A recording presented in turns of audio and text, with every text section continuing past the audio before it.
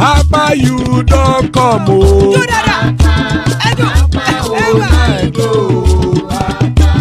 Hapa oh night oh.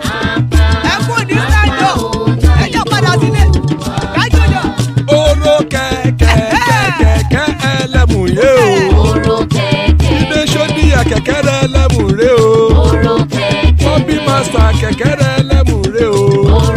Chief Wáìlà tí kẹ̀kẹ́ ẹlẹ́mù ré o. Eruku lẹ̀lẹ̀ ẹlẹ́mù dé. Eruku lẹ̀lẹ̀ ẹgbẹ́ ẹlẹ́mù dòde ojàre o. Eruku lẹ̀lẹ̀ Ghana ti dé ẹgbẹ́ bọ́dì o. Ọmọ ẹlẹ́yẹ ẹyẹ o ó dilé o. Odúyẹ̀lá ẹyẹ o ó dilé o. Petrosoname ẹyẹ o ó dilé o. Petrosodúnkẹ́ ẹyẹ rẹ̀ ó dilé o. Ẹlẹ́kọ̀ ọ̀run mú ìní o.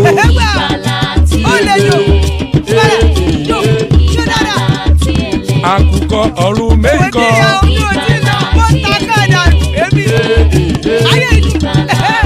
Ikú kò ní ríwà gbéṣe o.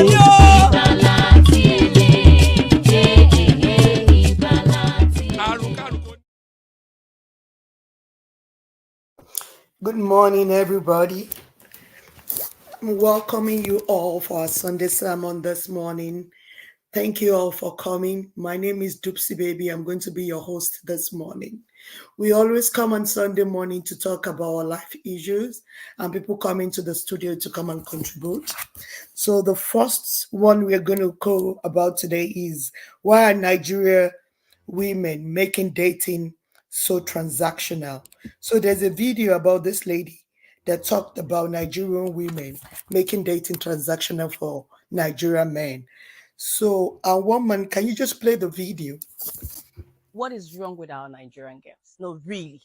I mean, why are you guys making our men feel so pressured? Why do you make dating look as if it's transactional? I mean, this morning, I saw somebody on Facebook quoting, if a man wants to take me on a date, he must buy my clothes. If a man wants to take me on a date, he must pay me first. Are you aware that there are young men in Nigeria that are very hardworking? Are you making this look like it's a transaction? If you don't give me money, I will not go on a date. If you don't give me money, I will not do this. You're bringing down your value. And as if that is not enough, you're stressing our men. These men are going through a lot of mental issues and depression because they feel they are not good enough. Please, let's stop this nonsense. It's not good.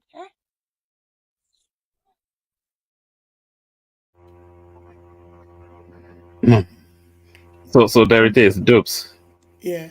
Go ahead, woman. Let me hear your contribution. No. I don't know if Dr. J was to go first, but okay. there was never a time that dating was never really transactional. There's always a trade-off, and often instances to the woman's advantage. So that's always been the nature of relationship. This is extreme. So why this woman is flashing it up as a new phenomenon, I don't know. But no. This is extreme. When somebody wants to take you on a date, then you say, "How much do you want to pay me for going on a date with a man?" I'm not sure. I don't think this is an old school thing. This is a new one. They're asking for money before you go on a date. She's not saying that. No, they're not asking for money. They're asking for your net worth. So they're asking how you're financially positioned, which is a legitimate question for a woman to ask, to see if you have the potency to listen to the video. She said, "Ask how much do you want to pay me for going on a date with you?" I've never heard that before. Okay, let's listen to Dr. J's perspective on this. Yeah.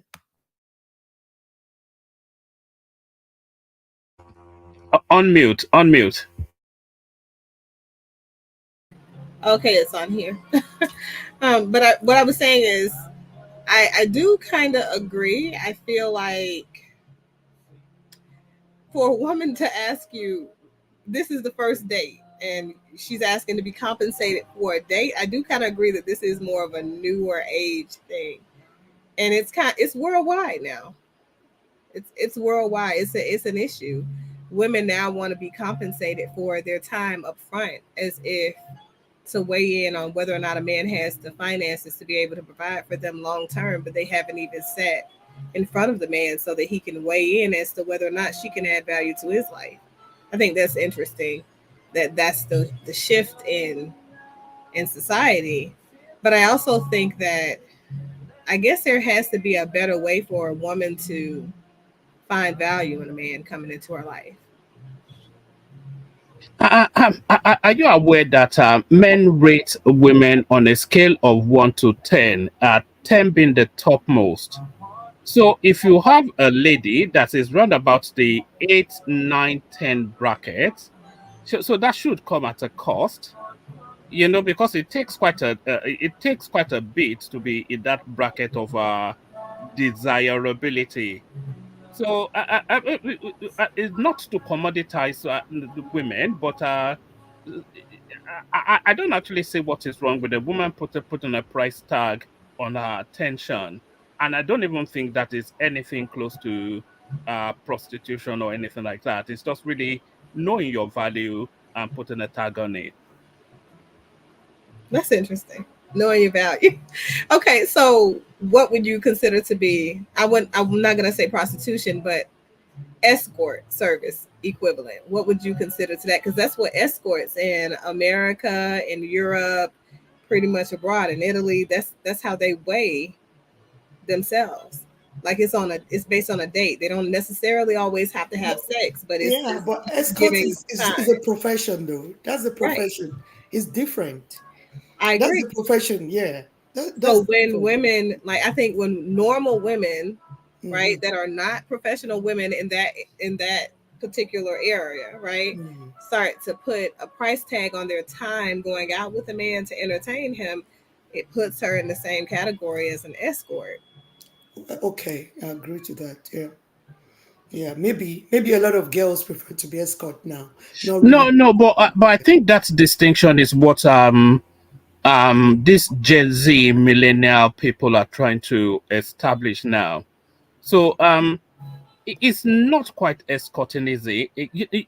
Okay, let's take you, not to put you on the spot, Dr. J, somebody of your beauty, that's a value right there. And not to commoditize it somewhat, but if you decide to say, okay, if you're going to, my time is what this value, until my affection takes over that value. I think that's somewhat where they are. Mm, well, see, it's not necessarily the time in and of itself that's a value to the man, essentially, because you guys aren't weighing in on our time. The reality is men look at women and you guys rate on that scale based on what you think the woman is going to come to the table offering you. Some men are looking for a companion, some men are looking for a helpmate, some men are looking for sex that's convenient and accessible every day. Different men have different things that they're looking for. So the weight of the woman's value is going to be based on the man that's really pursuing her, essentially. But I think that when a woman then takes over, that's putting her in a more masculine presenting position. A woman's position is supposed to be that of femininity. And if we're rested in our feminine energy, then we're allowing the man to present what it is that he wants to offer off the bat. We're not asking. When you start to inquire, makes the situation awkward. So now it's your situation, it's your ball game, and you're not being courted anymore. You're the one that's trying to court the man. You have to allow the man to come to you. There's a little bit of give and take, in my opinion, when it comes to kind of vetting out the potential partners. Because that's where you are at that point. If you're going on a date, that's vetting out whether or not he is interested in you long term. He's looking for your worth.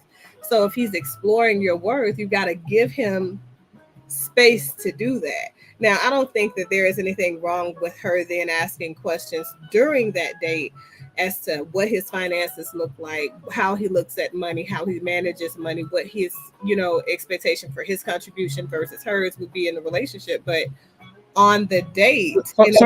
Sorry, Dr. J. How soon or late into the date or into the courtship should those questions be asked around finances? So, how early do you introduce it, or how late do you introduce it into the courtship phase? So I'm a big advocate of asking those questions on the first date, because I do believe a lot of people meet each other on socials now as a primary means to connecting. So they meet people at a distance. So you have to rule out the catfish effect first. So once you've actually set yourself in front of a person, then you're having the more expanded conversation that allow you, to kind of go through your non-negotiables and separate or collaborate moving forward. But I don't think that you should initiate a date by asking for a certain monetary value. Like, what are you going to pay me? Nobody's paying you to go on a date. That's illogical.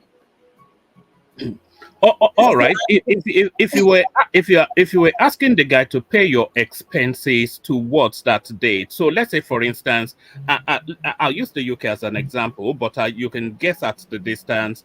Let's say the girl lives in Manchester. You say people meet on dating apps and on social medias now. So let's say the girl lives in Manchester, for instance, and you live in London, and then you are setting up for the date. So if the girl invoices you her travel expenses and her hotel bills to come down to London for that date, is that acceptable? Unless he's asking her to do that, because I've had men fly me to different countries, different states within America, etc., to date with the intention of dating, but they just ask for my information and they book the flight. You see what I'm saying? So it's still not me asking that person to reimburse me. It's not me even positioning myself to be reimbursed. Because at the end of the day, if a woman is going to be allowing herself to be vetted out by a man, then she needs to be in a position to do that. That's just my humble opinion. But you also need to be able to allow a man to be a man. So men lead, and a lot of times men do lead with their finances and their capability to take care of you. And that's the way you allow them to lead. People think sometimes submission is a lower standard of being, but submission is a position of power. A woman chooses to submit based on how she sees the man's ability to lead her. So he shows that, he demonstrates that by taking lead and saying, hey, listen, I want us to go on a date, official date, we're going to meet here, or we're going to go here, or we're going to go on a trip for that first date, and it looks like XYZ. What's your information so I can book your flight?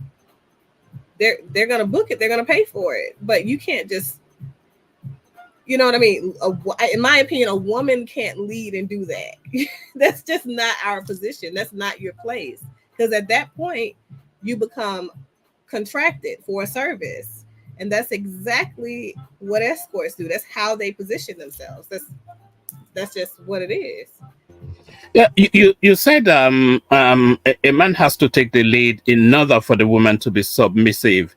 Do you think that that's so? Because this is an ongoing contemporaneous conversation going on globally with just this new pivoting from traditional values to this new age space. Do you think that submission of the woman to the man is it's a necessary component for a solid relationship?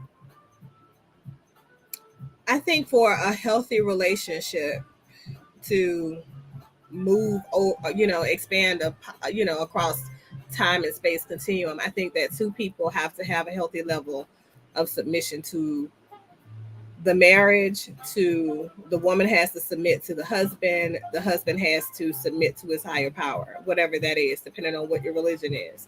In order for a woman to see that a man has a sound foundation to lead her, it has to come from a place. He has to know how to follow if he's going to know how to lead. And if he knows how to follow, that means that he knows when to take her and take heed to her advisements, because that's the purpose of woman being created, essentially, as his helpmate, his consort, his consultant, all of those things. She's becoming one, all of those things that he needs. And if he has multiple wives, if he has multiple women, then they all essentially become an element of all of those things that he needs. But I do feel like submission is something that is essential in a healthy relationship, because we have to learn how to digress, you know? Like it's not, you know, we don't always have to be the person that is leading and the person that is right, if that makes sense.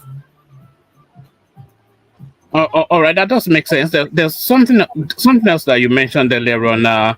People meeting on social media apps, Instagrams, those sort of spaces, Tinder, etc. Um, do you frown at that, or is this something now that has come to stay, and we should just surrender and accept it? Do you, because there was a traditional way to meet women. I'm a man, so say I say meet women. So there's a traditional way to meet women. Just I wouldn't even say back in the day because it wasn't that long ago. But now it's almost a rarity now that you meet women in the traditional manners. It's often instances swiping on some social media space. Are we surrendered to that now as the way of the future? That's a tough question because I don't know. I feel like to some extent we do have to submit and surrender to the idea that the world is moving in a digital way. And so that does mean it's easier, it's more pragmatic for people. And I do think it's safer because, you know, coming from a little bit of background from me, I'm Finnish American and I've lived in pretty much every country at some point because I'm also retired military. So dating is complex, especially in different countries. And the risk associated with dating are still high, even to this day, even with so many cell phones, so many access to, you know, media and phones and computers. So sometimes people still kidnap people. People still come up missing on dates. So I feel like it's safer for you to meet a person and be able to go through the process of weeding out the people who are absolutely unqualified or don't deserve a seat at your table. I feel like it's safer to do that at a distance because trust me, I've had some experience when I was dating before I got married again this last time, and it was not safe because men do not take rejection well, especially in America. I don't know what's going on over there in Canada. I don't know what's in the UK right now, but they do not take rejection well, like at all. All right. There was one more question that I was going to ask you, but you're almost turning into a guest now, somewhat. But before I ask you any questions, do you want to tell us about your platform, what you do there, where people can find you, and all of that? Okay, so Life Discussions with Dr. Jefferson is my video cast podcast, and it's pretty much heard everywhere. I have the video version on YouTube, and then the regular podcast can be found on any place that you find podcasts in general. And I also have Love and Intimacy, which is a separate podcast, but it's only audio based podcast, and it also can be found anywhere you listen to your podcast or stream your podcast shows or radio. But I talk about this, you know, discussion topics that are about accountability in the Black, Brown, and melanated communities in America and abroad. Talk about a lot of relational stuff. I talk about the effects of violence and the effect of the evolution of the social scientist ideation or theory as we're moving and evolving as people, but some of us are stuck and some of us are resistant to change. That sort of stuff on my platforms. I have a lot of people who send me race related issues and that sort of things in America, but also in Italy. They kind of talk about a lot of those things around how race or social classism, that separation contributes to people either having certain ideas or certain practical means of living their lives and pursuing relationships and love, etc. So I have a broad base of things that I discuss. Controversial topics normally, though. Yeah, just in that space, what do you think is the most paramount thing for Black people to surmount in, let's say, your society, for instance? Is it the racial narrative, or social mobility? So, is it being able to climb up the social hierarchy in terms of economic, social relevance, and all of that? Or is it the racial and how impactful is still that racial element in America? Because it's been long there, and a lot of people feel that it's no longer what it used to be, and somewhat it's an excuse now that people hide behind. So all of those spaces. Well, couple of things. I feel like I think racism is a conditioned element of thinking. Like it comes from it's like I won't even say vicarious conditioning, but it's literal intergenerational conditioning, right? Your grandparents, your great grandparents, all of those people teach you to feel like you are inferior to another person because they look a certain way. But I think the real issue in America is classism, social class, right? And social status, because that belief system in most Black people that I've encountered as a practitioner and as just a regular person in the community in America, those people believe they can't, so they don't do. I will say that I've met lots of people that are melanated people coming from Mexico, coming from Guatemala, Honduras, from Nigeria, Cameroon, Congo. I've met lots of people that have come and evolved from different places and may set their space in America and are extremely successful. So it's not about the color of your skin. I think in America, based on my observations and just what the science tells us, I think it's just about the mindset, right? It's the many Black people just feel like there is some invisible white man that's oppressing them, but it's just not there. It's not there. You can be wherever you want to be and you can do whatever you want to do, but it's the discipline that is lacking in most Black American people. And you see a lot of Black American men saying they're going to move back to Africa, and I'm like, Africa is not a country, it's a continent. Where are you going? Where are you going back to? You didn't come from there, and I'm going to go and get my African queen. Which one? Go get her. And then those women, they are brought back. But Dr. J, we are seeing a lot of that movement over the last 2-3 years, though. The passport bro movement, which I'm sure you are aware of, Austin Herleman and the rest of them. So the Black American is now acquainting himself with that passport and discovering then that there are options worldwide. And it's quite desirable as well because, of course, he's American. He carries that American tonality, and more importantly, he carries that American dollar, and of course, that always cachet anywhere outside your country. So the passport bro, how are the African American women responding to this passport bro movement? Well, you see a lot of Black women disturbed by it. I see more women very angry than not, but I always say a hit dog will holler. So that means if you're their target audience, if you're their person that feels like you wrong those men and you've kind of pushed them out there and now they're retaliating and doing this thing and divesting from you, then yeah, you'll be disturbed and you'll be offended. I think that men in general have the right to pursue love, regardless what it looks like of race, color, nationality, creed, religion, any of that. Okay.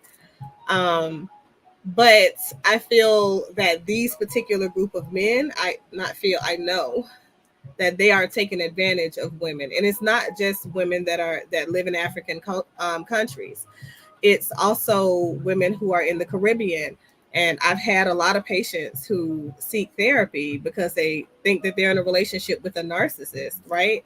And I think narcissistic personality disorder gets a lot of mislabels across cultures in general, but they are in a relationship with people who are abusive because those people get those women over here and those women start to realize that, oh, he has taken my visa. He's taken my identification once she gets a green card.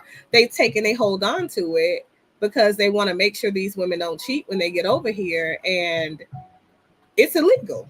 You know what I mean? I've had men also that come in for the same reason that women have done that too. But it's you can't hold on to people's documentation. But the reality is they realized that those men only were in relationships with them to spite this group of women that really are their desired woman. And it's sad. It's a sad reality, just seeing it all unfold once they're here, once the stuff, because these men don't really want those women because they have a different culture that eventually these men start to realize they don't want. But since they have them, it's like a trophy. You understand what I'm saying? So Yes.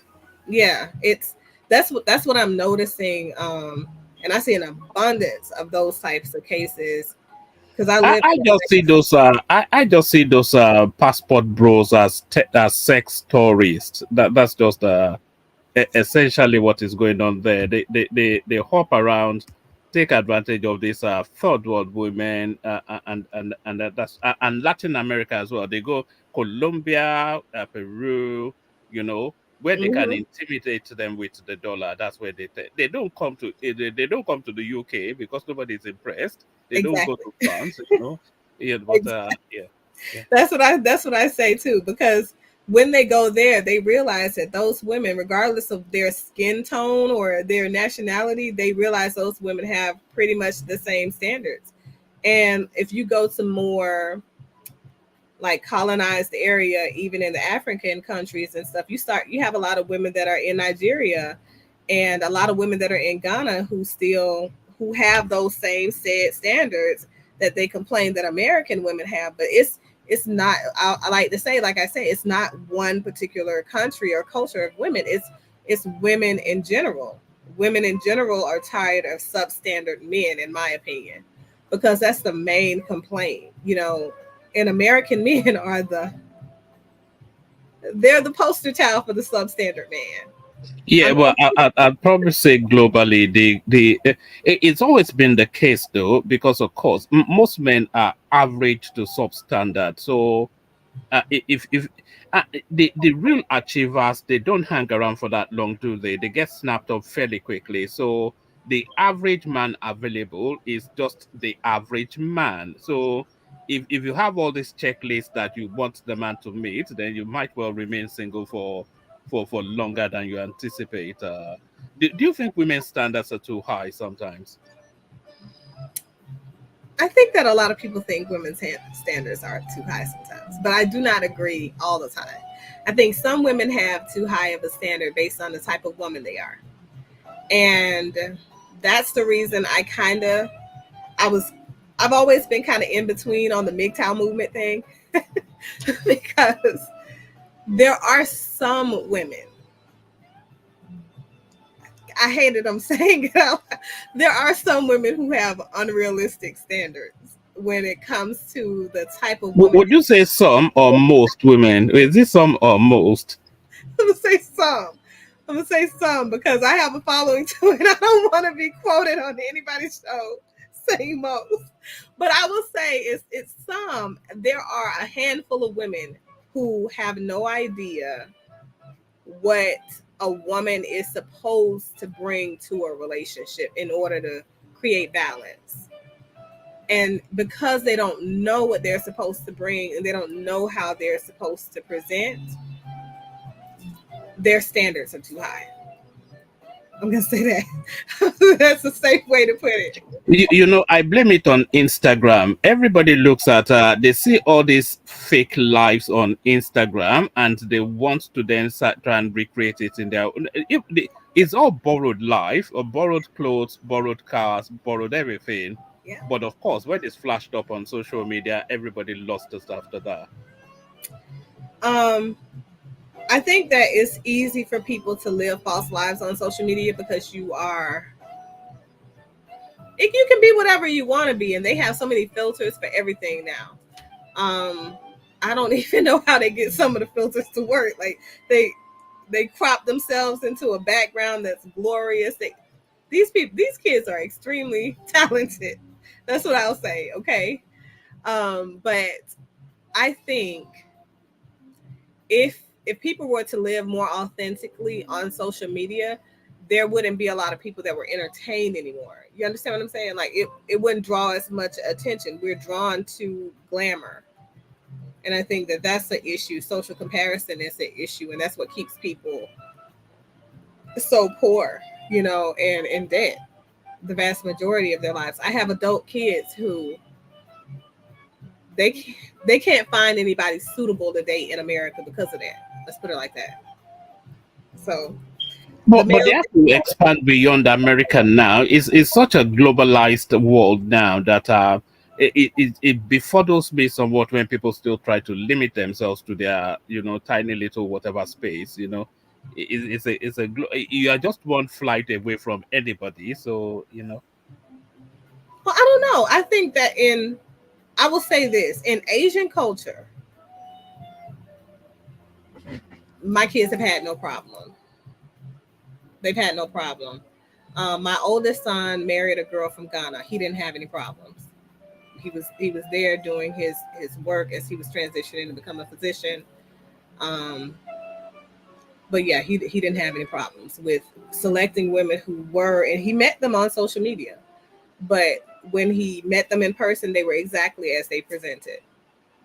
While he was dating for years in America and never found a formidable match. You understand what I'm saying? In Norway, he didn't have a problem dating women. So it's just a lot of different places that are just very different when it comes to the presentation than in America, unfortunately.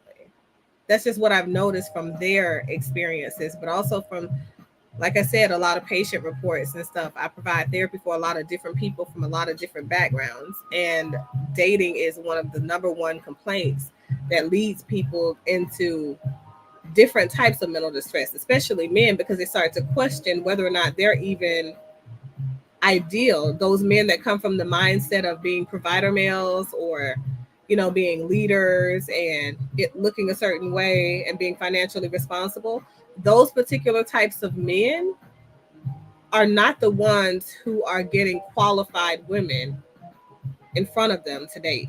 Those men are struggling because the women they're getting are the women that are very similar to this young woman and speaking the things she's speaking about.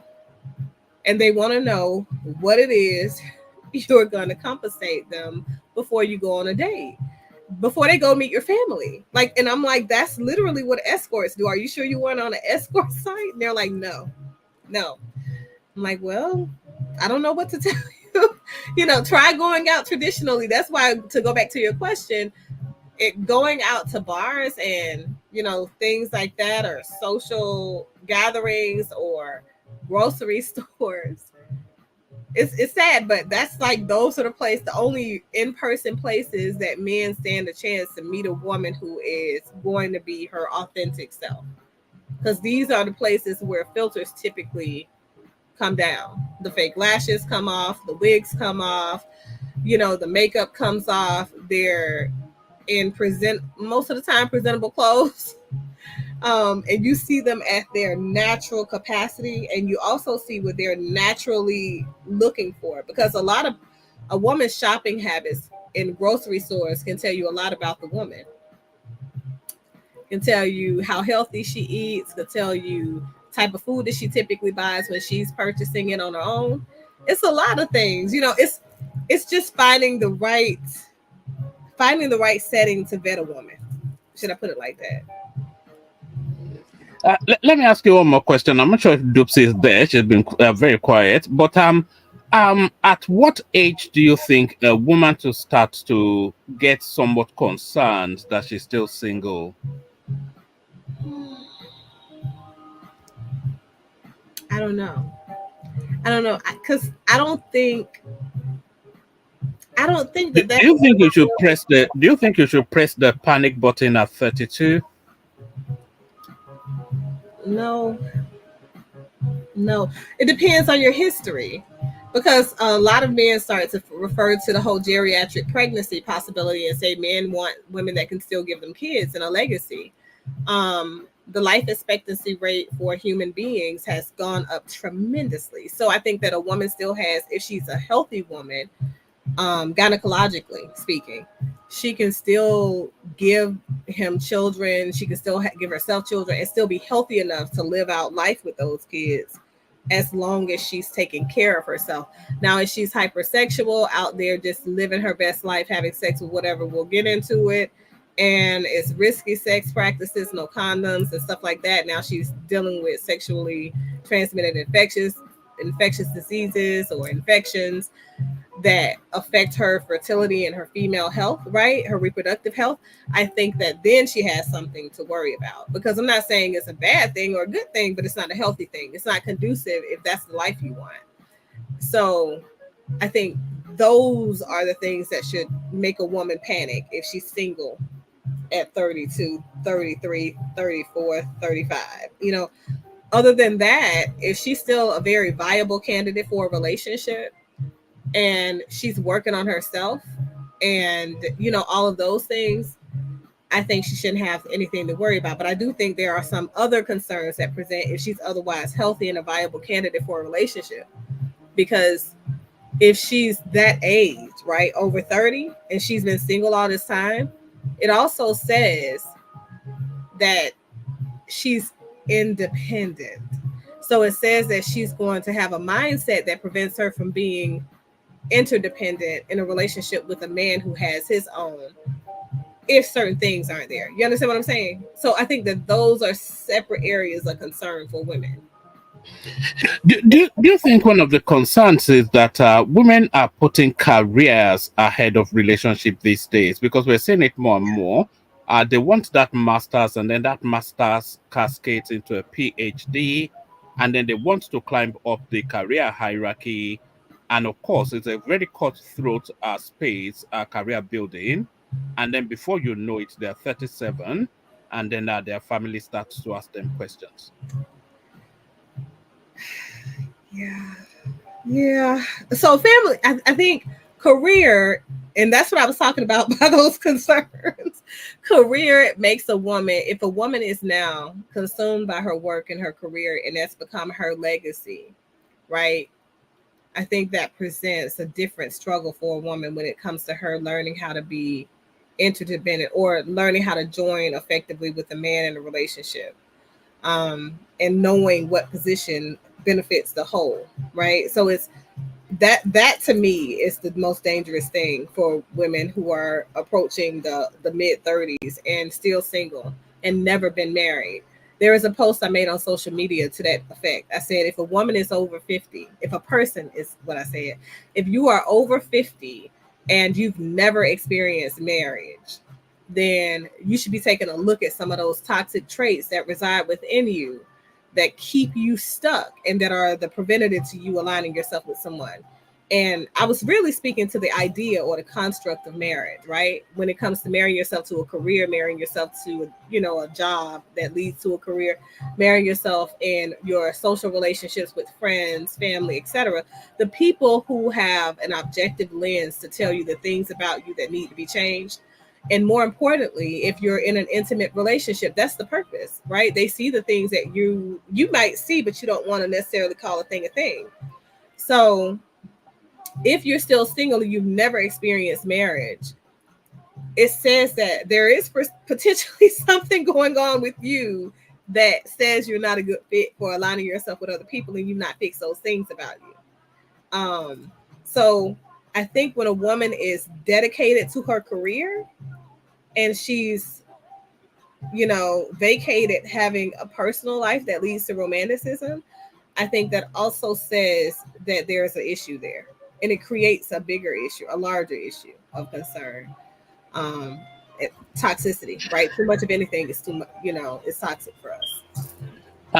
Dr. J, do you think marriage is overemphasized these days? Is this somewhat old-fashioned, and is this a concept that we really need to revisit as a, because the standard of life, of course, is that you go through some educational phase, and then within 3 years of coming out of that educational phase, you should be looking to settle down and then start a family. But that backdrop has been there for too long. And there's a counter argument, of course, that you can live an equally rich and a fully fulfilled life just pursuing a single purpose, which is for the greater good. So the emphasis on marriage, is this something that has to be revisited now and considered if it's still something that we need to look after? I do think to some extent relational romantic companionship marriage is probably overemphasized. I look at so when I say the word marriage, what I mean is commitment. Marriage means commitment or alignment. So I don't mean the legal construct of being married. I mean being able to commit yourself fully to something to the point that you show up and you're loyal to that thing and you're not dipping your hand in several pots. So you could be married to your mission.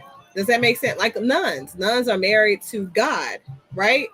And those people aren't necessarily pursuing romantic relationships, but they are giving back to their community in a way that is purposeful and intentional, and they're leaving a legacy imprint. I think that we were created as human beings with the intention of procreating, right? So if we were supposed to be fruitful and multiply and to give to this earth that we're also aligned with from a spiritual component, right? Or ecological point.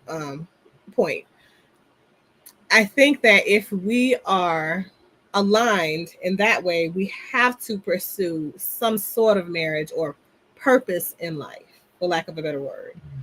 Um, I am a bit older, so I do move from a place because I was conditioned to believe in relational marriage as the foundation of us being successful in life. So I do heavily believe in marriage because I think that it's irresponsible to be having sex with people and creating lives with people that don't have a definite legacy. Um, so I think that because that leads to the confusion that's going on in the world right now. Those people don't know how to define themselves. They don't even know who they come from, where they came from, right? So I think that that's the component that's important. But I don't think that you should be pushing a person towards marriage instead of pushing a person towards committing themselves to something that helps them define their purpose and continue a certain legacy imprint. You know what I mean? So I think that maybe a shift in perspective is necessary. I don't know if we should get rid of that altogether. It's like removing religion from schools, I think, was a detriment to people in America. So Do you think?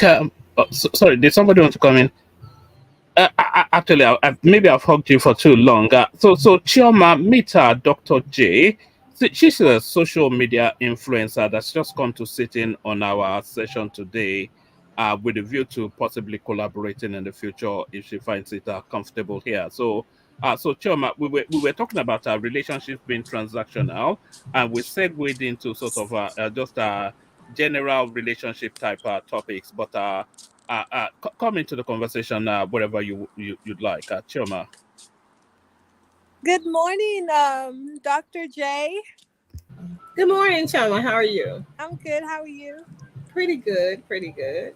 Yeah, I've been listening to you. I really respect your views. Very insightful. Very informed. So yeah, I like that. But the part that I don't really like agree with what because it's like my own how I really do my own thing is when it comes to when you said that it comes off what do you escorts like the women are like escorts when they're transactional um it's not Only escorts, initially. huh? Only initially. Only initially. Because I do feel like transactions are a part of life, but only initially. If a woman is just meeting a man and then her response to, "Hey, I want to take you out on a date," is, "How much are you going to pay me to be on this date?" That Oh, okay. Well, that part. if you're saying it that way, it Just that part. seems like she is an escort. But some women like when they look at a guy from head to toe, they don't want to waste their time. So I'm just saying some. I'm speaking for some. I don't like to speak like I don't like to like make things sound good. I don't like. I like to speak for the minority of women that do these things. You know, it's because they when they look at a guy, they're probably not even attracted to the guy. Some of them just want to go to eat because they're hungry. They want to go to their favorite restaurants. So yeah, they do like come off like it's transactional, but it's not anything of escorts in that sense. Just saying. Okay, so you're saying they're just using the guy for the date. Yeah, because they want to go to Mastro's, Yeah. Nobu, you know, and not only that, like there's just some guys you don't want to waste your time with, honestly. And most guys they don't like to take no for an answer. They like to like sweet talk you and all that stuff. Like in my culture, right? Like Nigerian men, like dating in relationship is like in relation it's like marriage, you know. They like to provide and they start off calling you, oh, my wife. You know, when they first meet you, you're their wife. You know, my queen, the mother of my children. So they really like to sweet talk you. So sometimes you do vet them, like the first initial meeting, you know. But sometimes you can also tell they're not the one. You get my point? So it's more like don't waste my time kind of thing. Okay, so you guys are using it to So you attack their wallets to tell them not to waste your time. yeah. 100%, yeah. Oh, okay. And like Good, I right? said, most girls in my generation, like if we're bored and we want to go to like Nobu or Mastro's, like yeah, like I want to go to this restaurant, I want to go there, you know. So, and there's nothing wrong with that. It's nothing of escort or you know such. No, it's just that you know they just want to see what you're all about. So you would ask the Not me in particular, not me in particular. The people I know. I'm just trying to understand here because I mean, I'm not gonna act like I don't know girls who do it because, like, Yeah. I have 4 daughters. I'm a mother of 4 girls, 7 boys. So, and most of my kids are all adults, right? So, I will say that I do have a daughter who is a bit of what do you call it? A feminist, and she is like, she has her own everything, right? Yeah. So initially she was in a position to where she would just pay for her own food, do everything Greek in a sense. And then now she's in this other phase of like, she's like, oh no, these broke dudes aren't about to use me. So she will allow them to take her out on dates and stuff just to spend their money or to get what she feels like she's due back from those same people that have previously wasted her time. But I don't feel that, well, I know she won't ask them up front, like, what are you going to pay me to be on this date? She'll pick a place when they say, hey, I want to take you out and I want to talk to you. I want to get to know you. I want to talk about how we now reconnect. She'll pick a place that's expensive to make them spend their money knowing that she has no interest. So I don't agree with that though. Yeah, I don't. I mean, the thing about and see that's who the type of girls I'm speaking for, because I mean it seems I mean coming from you, you're a doctor, you're supposed to say the right things, you know. But This as a mom, as a mom, like as a mother, exactly. But yeah. see, I'm coming from like In the general society. women, right? Yeah, in a society. So I am saying these things because this is what most girls do, and there's nothing wrong with that. That's just how the dating scene is, you know. It's just like prom, you know, like young girls in high school. You cannot ask them to go on prom if you're not gonna pay for the dress. Do you know that? I didn't. I thought that we still, as parents, pay for all of my daughters. I paid for their attire. No, my cousin's boyfriend paid for her prom dress. What? So yes, he had to. If you're gonna ask me to go on a prom, are you gonna pay for my dress? Period. Like that's just how it is. So I mean, you're saying the right things. That's how it's supposed to be. The things that are coming out of your mouth, that's how it's supposed to be. But in a society, things are different. Yeah. You know? Yeah. And of course you're coming from a mature woman, a mother, you know, an adult. So but there's nothing escort about it. It's just that these girls, these women, they don't want to waste their time with Are you not taking advantage of your femininity somewhat? We have to. Why should the guy not ask you for money to fuck up front before he takes you out? How about that? I mean, you're asking me on a date. I'm not asking you out. You need me. I don't need you. But Choma, let me ask you this question. Mm-hmm. On the first date, who should pay For for the the date, date? Who should pay? Yes. definitely the man should pay 100%. I don't, yeah, because you have In to this do day and I something. don't age, believe in that. I think Simba, are you whoever called for serious? that date, should pay, I'm Which is with whether the always man the or the man, woman. which is always the man. But well, even then, as a man, are you ashamed of yourself? Not you in particular, but wouldn't you be ashamed of yourself that a woman is paying for your feeding? not No, in I this won't be day and ashamed now age. because I know that that will not be the first and the last. So what is the shame there? If you pay for one, then I can pay for hundreds after. So what is the shame there? Choma, sorry, can I tell? Sorry, Choma, can I Don't tell you what encourage I that, think? Simba. Don't Hold on, encourage that. Choma. Let me tell you what I think.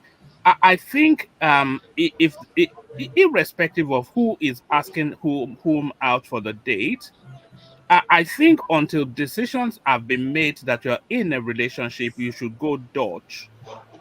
So you go Dutch until you decide that you are in that relationship, then the man can take the lead.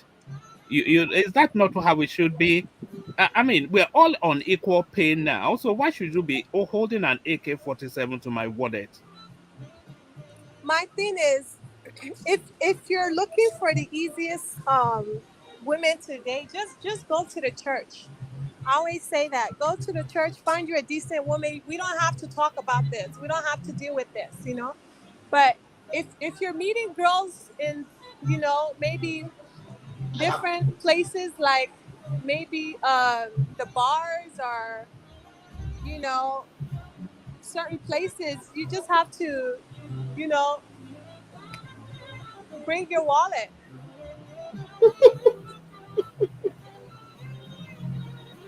You get what I'm saying? Uh, but Choma, I think let me ask Dr. J this question. Okay. Okay, so I think what is actually influencing this topic that we are talking about now is it's like most women have discovered that being a nice, that traditional woman out there is not actually rewarding these days. So they tend to actually go for the killer, for the jugular. Whenever they want to engage in any relationship, they want to make it that what can I gain from this relationship? Even not short term, not even medium or long term, short term. I think that's what most women are looking for these days. And they find it that it's more rewarding than being that nice traditional woman out there that will be waiting for. Maybe let me be nice to this guy. We are looking for long-term relationship and all those things. Simba, that's only if they're not interested in you. They're looking for what they will gain in short term, honestly. But if a woman sees potential, she would take her time to get to know you, and she would be planning ahead for the future, both of you, for both of you, that's after she asked. But how many women are looking for that potential these days? Is what they will gain immediately that they are looking for. Nobody have that time to wait. Maybe Dr. J can come in, but in previous sessions, I think we concluded that women are no longer looking for a guy to grow with. They are looking for Exactly. ready-made men that are ready to go, to give them that lifestyle that they are determined to have. No, not always. Not always. Not all women. Choma, hold on for Dr. J, then come after her. I think Shoma's right though, but I'm curious as to whether or not she's talking about a woman deciding to build after she asked for that money or compensation for that first date. I don't know. I don't know what kind of woman that would be. That one is a different type of woman. Okay. We're talking. Women are very different. Yeah. We're not all the same. There's some homely women that are, timid and calm. They're well raised. They came from a good home. Some are very extravagant, independent. And, you know, they're not as timid, you know, they're very wise.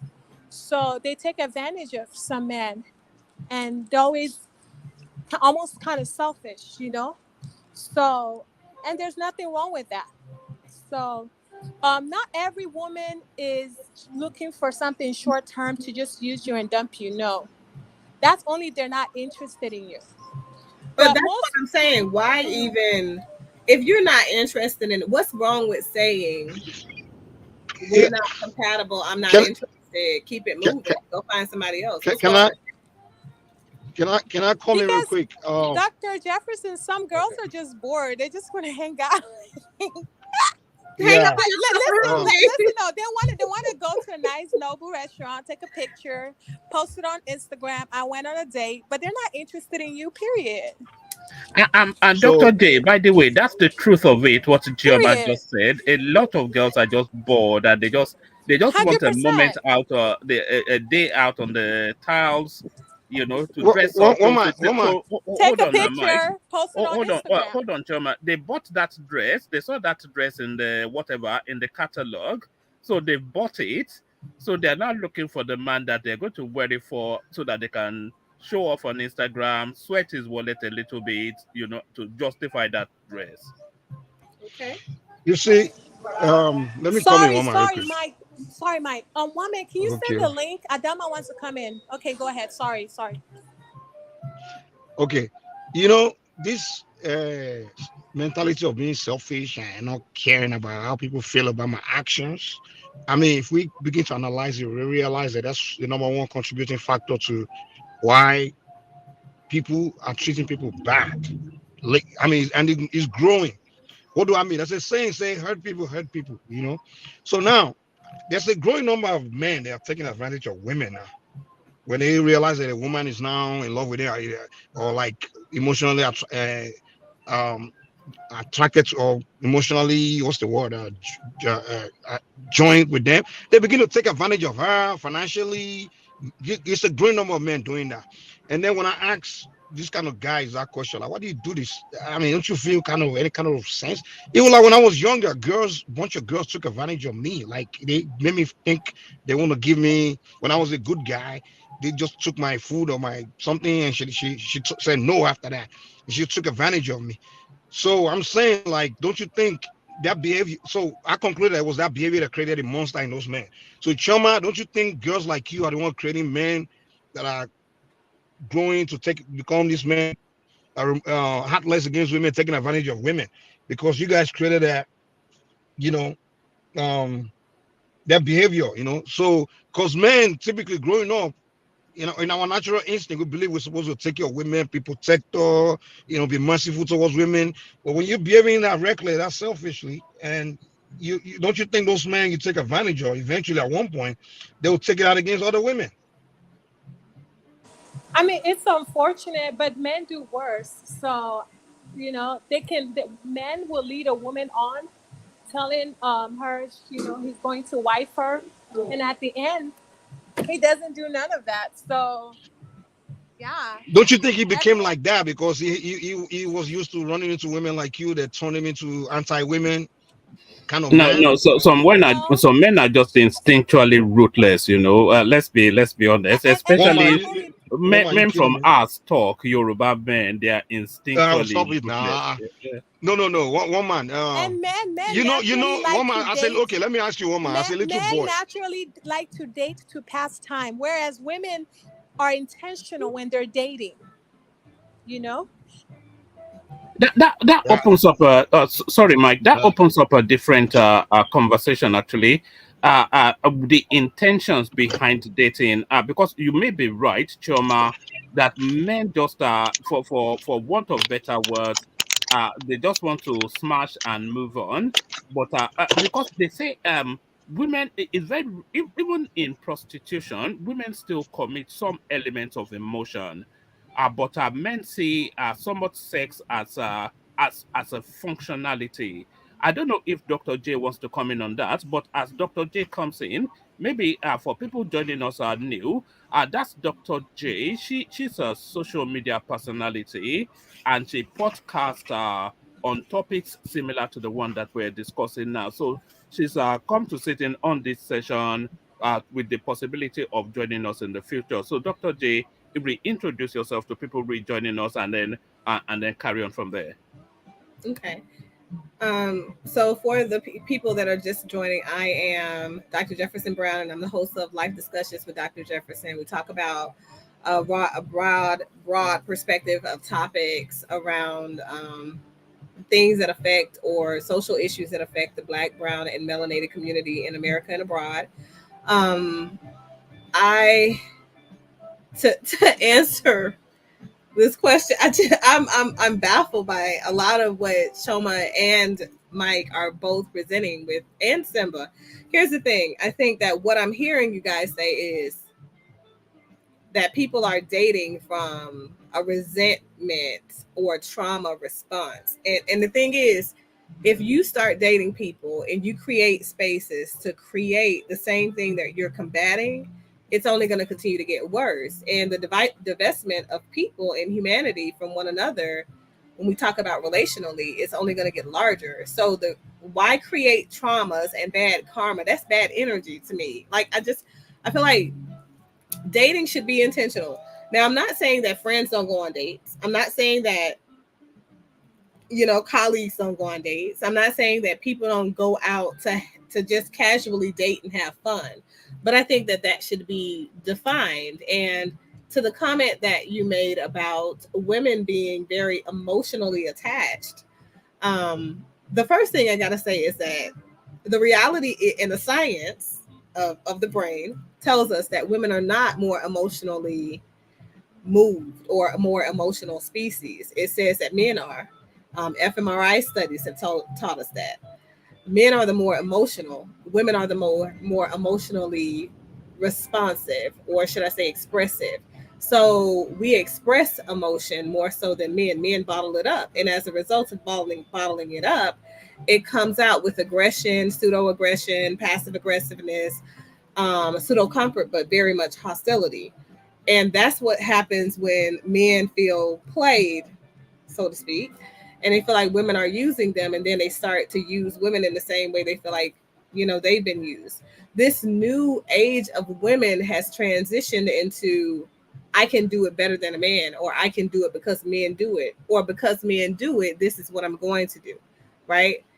The reality is, we have to learn how to take the lessons from our traumatic experiences. So if you were played, if a person made you feel lesser than by being in a relationship, take the lesson. See where you mismatched yourself with that person, right?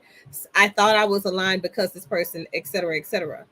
Find meaningful ways to now ask questions that lead to those answers before you end up on another date with somebody that's going to take advantage of you, right? So it's just doing the things that for a fact will help mitigate you from being used again, but don't take it out on the next person. Don't move from a place of resentment, or I need to get my lick back because man did this to women. Like, that's illogical in the grand scheme of things. You know what I'm saying? I just don't feel like that. And I feel like you guys are saying basically it's Dr. okay Jefferson, to date from a place of trauma. No, it's not necessary. Go ahead, Nobody's going into it. Yeah, no one is doing it to get their lick back in that sense. It's just dating. It doesn't have to be serious.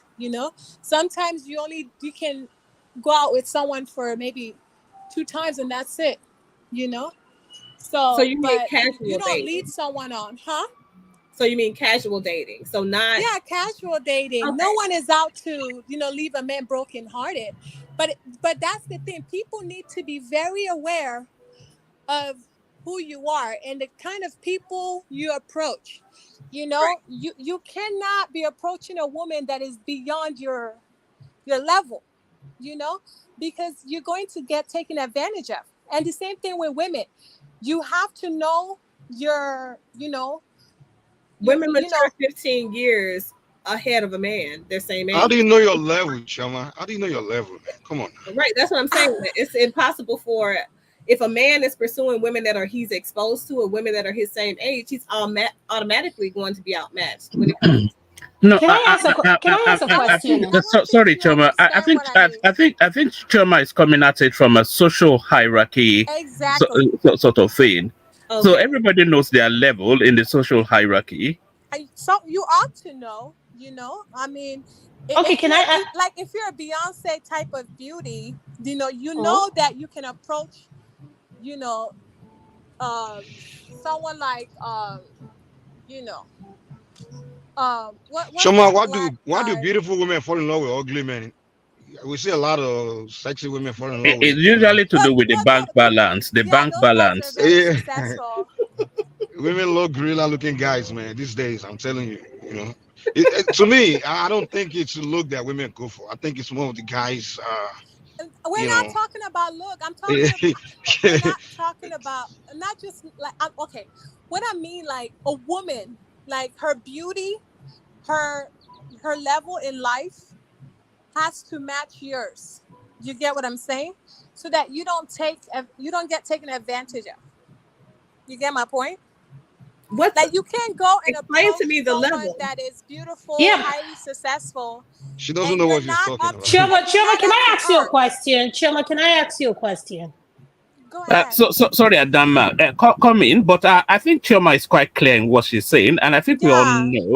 we all know the social. What she's talking about is your educational level, your income bracket, your acceptability with your aesthetic looks, your fashion sense, all of that, all of the accoutrements that makes you an entity. So if the girl, That's what let's say, defines level. That's Socioeconomic what. status. it's social hierarchy. Can Can I say something? One man, please. Sorry, Adama, carry on. Good to see you. Oh, good to see you too. Welcome to the show, Dr. Jefferson. Thank you. Yes. Welcome everybody on the panelists, Mike, Simber, Chioma, Miss Dupsy. Chioma, I have a question for you. And Mike was asking that question. Please, can you clarify that level of a thing you were talking about? Because one man is explaining, calling all these things he's reading in his computer. Please explain it from your own perspective so that we understand what you're talking about.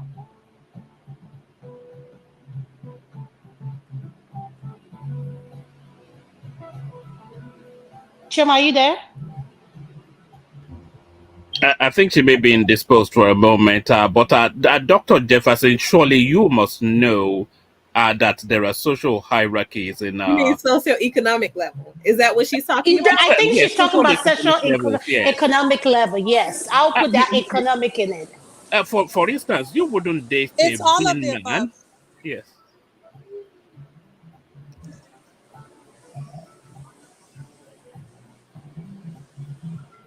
Hello, who has the floor? Sorry, Dr. Jefferson, carry on. I think Shoma was going to expand on her. Yes, I think she may well be in the middle of something. Okay, but if it's socioeconomic level, I don't know. I have a lot of thoughts about that. I have a lot of thoughts about it because I feel like a lot of people put an emphasis on who should be dating who based on how much money they make. That's a huge thing now. But the reality is the amount of money that the person is currently making is very different than their wealth or their potential for maintaining income, steady finances. So I don't think that young people really consider that. That's why you see so many marriages coming to a dissolution, because when people first get together, they're marrying that person that's making that $400,000, $450,000. But if they lose that job and they've mismanaged their finances over the course of them being in that relationship, then the partner's like, I'm gone. I'm done because you don't have anything else to give me. But if you look at the core foundations of the person that aligns with you, that helps you become your best version or reach your capacity, then we're having a different kind of discussion. I think if you're dating, let's put it like this. If you're dating, like Choma mentioned, casual dating, casual dates could be between yourself and friends. It could be between yourself and coworkers, right? So you're not dating with the intention of alignment or being with somebody or building with somebody. That's a little bit different. Now, I don't even think that you should be asking somebody for money to compensate you to be on the date even then. But I think if a person invites you on that casual date or that casual outing, that person should be financing the date, right? That's just my perspective. If I go out with my friends, if I go out with my family members, but if I've invited them out with me, there's nobody who knows me that's going to think that they're going to be pulling out their card to pay for anything, because I've invited us out. So if I invite my family on a trip, if we're going here or going there, if we're doing whatever, I'm paying because I invited. Now, I am an extension of my husband. So my husband might be paying physically with his card, right? But if I've invited anybody to go anywhere, then he's aware of that. Does that make sense? Like, it's not you're putting somebody in a position and you're taking from and using them for their finances.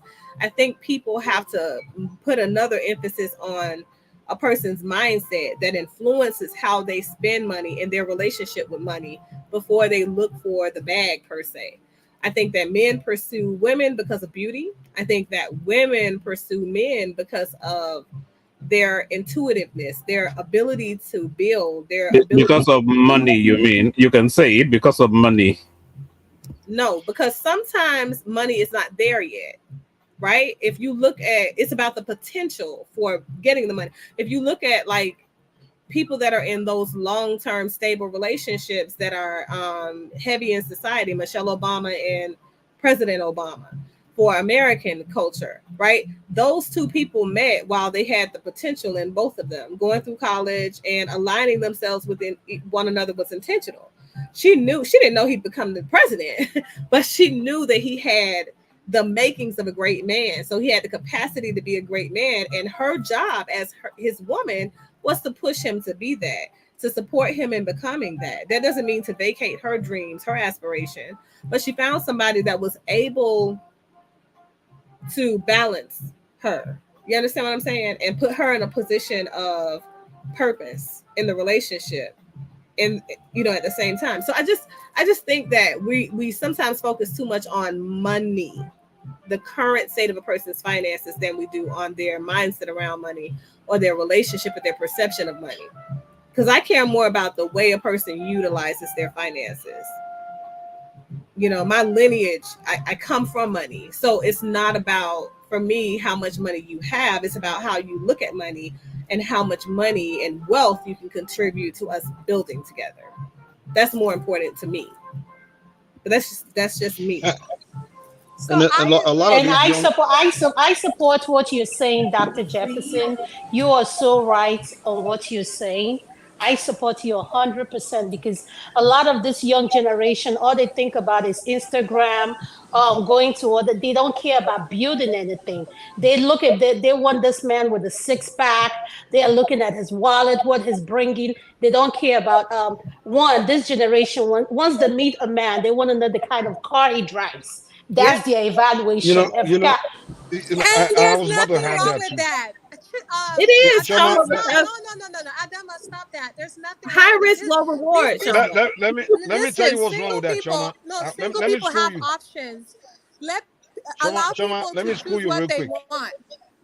Choma, I'll give you one important advice. There's No, something New Mike, Yorkers don't give call. me the Hold on. advice just because I'm Okay, not always okay. speaking So for someone. myself. No, Mike, stop. I'm Hold not on. always speaking for Okay, myself in okay. Someone particular, else. so don't give me advice, period.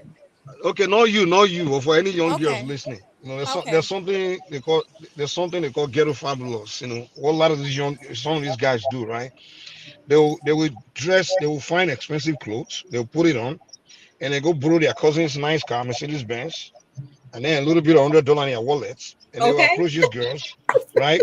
And then these girls will God, look at God, them and God, like, God oh bless you, yeah, Mike. Mike, you are so good. that's my You're so level. good. Yep. Keep going. That's my Keep going. level. The, Keep the guy going. will, they'll say that's my level. By the time the guy take them on that $100, they spend $50. They think, oh, good restaurant. By the time the guy already slept with them, everything. By the time she realized, you find out the guy working McDonald's. He actually had nothing. He just deceived you. So Oh, whereas some guys, There's some men like me. I don't dress expensive. I don't believe in expensive clothes. I don't do that. But I own a First, company. I'm well off. But real successful guys don't show off their wealth. They don't even show. Sometimes they don't even know they're successful. But all these girls that they all look at the guy, look at what he's wearing, look at his shoes, look at it. No, that's not. Any wear expensive shoes. And someone can even go rent an expensive car, or you can borrow an expensive car. So stop going by that first low. Look at him, sizing him up. You're deceiving yourself. A lot of these guys know the game. They know you. They know what you guys want, and they want to. Trust me. do. They know it, and they will deceive you. Trust me.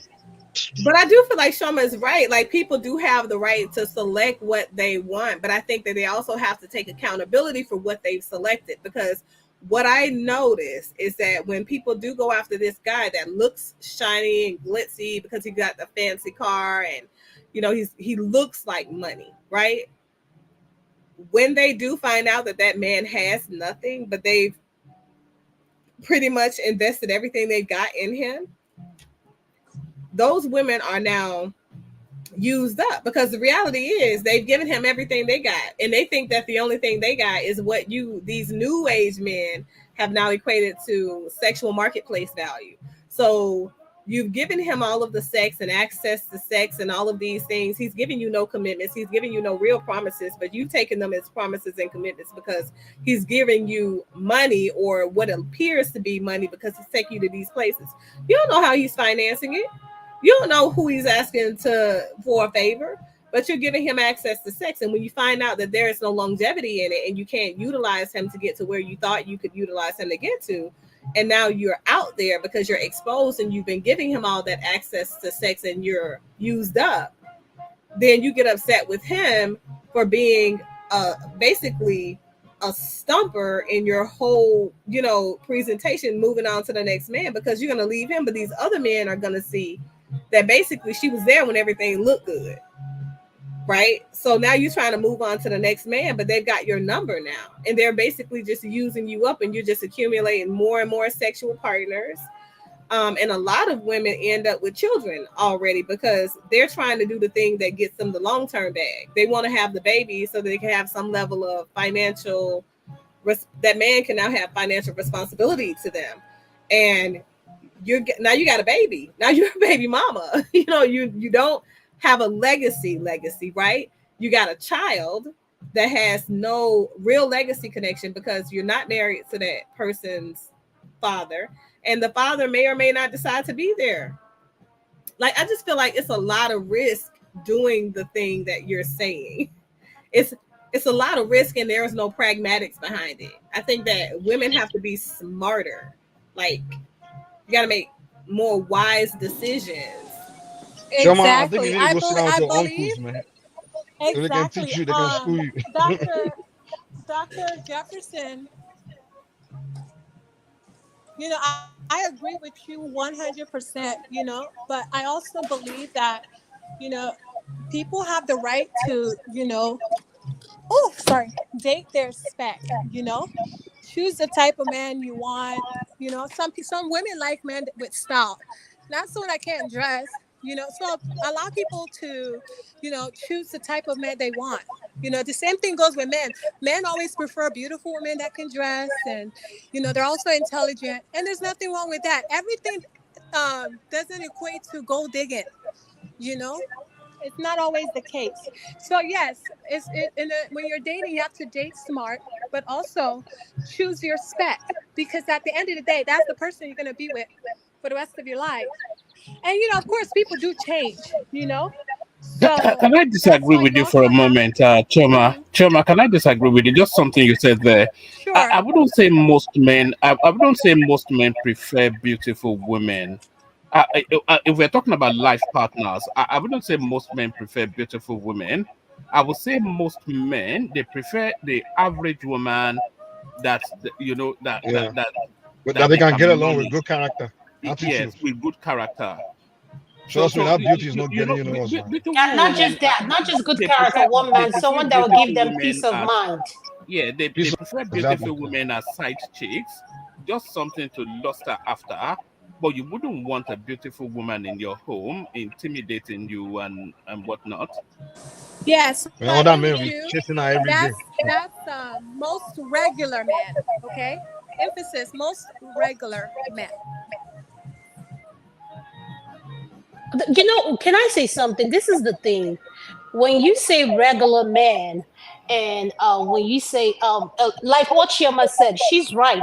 A woman is entitled to whatever she wants out of a man. But this is what I want to make clear to any young generation listening out there, the women. Always know this: you can never compete with a man. You cannot. You will be outplayed. Okay? This new generation needs to learn that you cannot Thank compete you. with a man. A man will Thank you always very be a much. man. Okay? Know your place and know peace. Okay? Stop looking for somewhere. If you're bored, you want to go to a restaurant, put on your Netflix and watch. If you want to go, you go by yourself. Stop taking all this men on this date if you know you're bringing nothing to the table but ass and no, ass doesn't pay the bill anymore. Adama, you can scream all you want. At the end of the day, girls will do what they want to do. Okay, so I'm just speaking for some of the ladies. So don't take it personal. That's just what's happening in the real world. Okay. But it doesn't mean it should be happening. It doesn't mean it's normal. I mean, it doesn't mean it's okay to be happening. We know it's happening, but hey, we can't continue to Everybody encourage wants it. the best. So you guys have The to best, like. what you have described is not the best. I'm sorry. Yeah, You so guys have to be really. that's what I'm curious about. What do you consider, because you guys are talking about value. So what formula are you using to I guess evaluate a person's value? Like what's the formula? I'll tell you the formula for the average, and please shut me down because I'm not part of the group. The millennial Gen Z, I think what they're looking for is a baseline education, an aesthetically pleasing sort of presentation, a good solid income, a solid family background, and then a backdrop of relationship that is not too toxic. Woman, that's not what Shema is describing. Her. Why are you helping out now? Let her speak. Come on now. Well, I That's want not to what Shema know. is describing. I'd like to know what No, each side now determines that's the high value person. okay. On ghetto Dr. fabulous. Jefferson, right? Dr. Mike, Jefferson. you're wrong. Dr. Jefferson. Dr. Jefferson. Like someone like Idris Elba won't settle for like a regular chick. I'm just saying, his wife You is don't top think that tier. Sabrina is a regular chick? I How do you? no, she's not. She's top tier. She's classy. She's educated. She carries herself like So how is someone that has classy and educated values. not regular? There's some ladies that are just regular. They So don't have how do you class. They can't determine? dress. They dress very Okay. tacky. That's why I'm telling you, you need to know your level, like for real. If this is not a game, like you really need to know your level. Don't go and approaching someone like Sabrina and then expect that she's not gonna dump you after a few weeks. You get what I'm saying? I don't know. I know Sabrina. She's for her. She's a regular girl. I agree with you, Dr. Jefferson. I don't So Nobody think knew of she's Sabrina regular. until No, Idris Abba married no, her. she's not regular. I'm sure he doesn't even see her as regular. She's very I'm talking about educated. the way she sees herself. She's very classy. She can dress, and she So being speaks, classy and being very able to well. dress and being educated So makes you not regular. they match. They match because if you look at Idris Elba, he's But well does it not traveled. though? He's Sorry, cultured, and Choma, let me back you up a bit that's the because same thing with Sabrina. Sabrina is well traveled and she's cultured. She's not a regular American girl or regular African. She's well traveled. She's educated. So that's what I'm saying. Find your match, find your level. You cannot go and approach someone that is in a different class of you and expect them to take you seriously. Like everyone has a right to choose the best that fit their style. Period. Yeah, I cannot by for the life of me date someone that cannot dress. Chama, I respect what you're saying. You're so right. And I agree with you. When you see my voice going loud, I'm not taking it personal. We are all airing our views here. It's nothing to dig at anyone. What you're saying, you're entitled to it. But all I'm saying is this for parents, please, if you're raising a kid, please stop raising these kids thinking that they're entitled. The world doesn't owe you anything. The world does not owe you anything that you cannot do for yourself. Do not wake up and think because you go to school and the teacher is teaching you and you're not paying attention. At the end of the day, you expect to pass. No, you have to study. You have to put in work. Okay, just like Choma said, if Sabrina is well put together, Idris Abba. Nobody, I didn't know about Sabrina until Idris Abba married her. Nobody knew about her. So at the end of the day, is what complements you and what makes you happy. But at the same time, let us be realistic with whatever we are asking for. Be honest to yourself. That's why when you go to a Nigerian TikTok, all you see is boobs, teeth, ass in it. Then when you go to the Asia TikTok, you're seeing how to build stuff. Kids are learning. So what kind of generation are we raising here? So we need to be honest about these things. I mean, let's be realistic for once. So you think, Adana, right? Can I come in? Go ahead.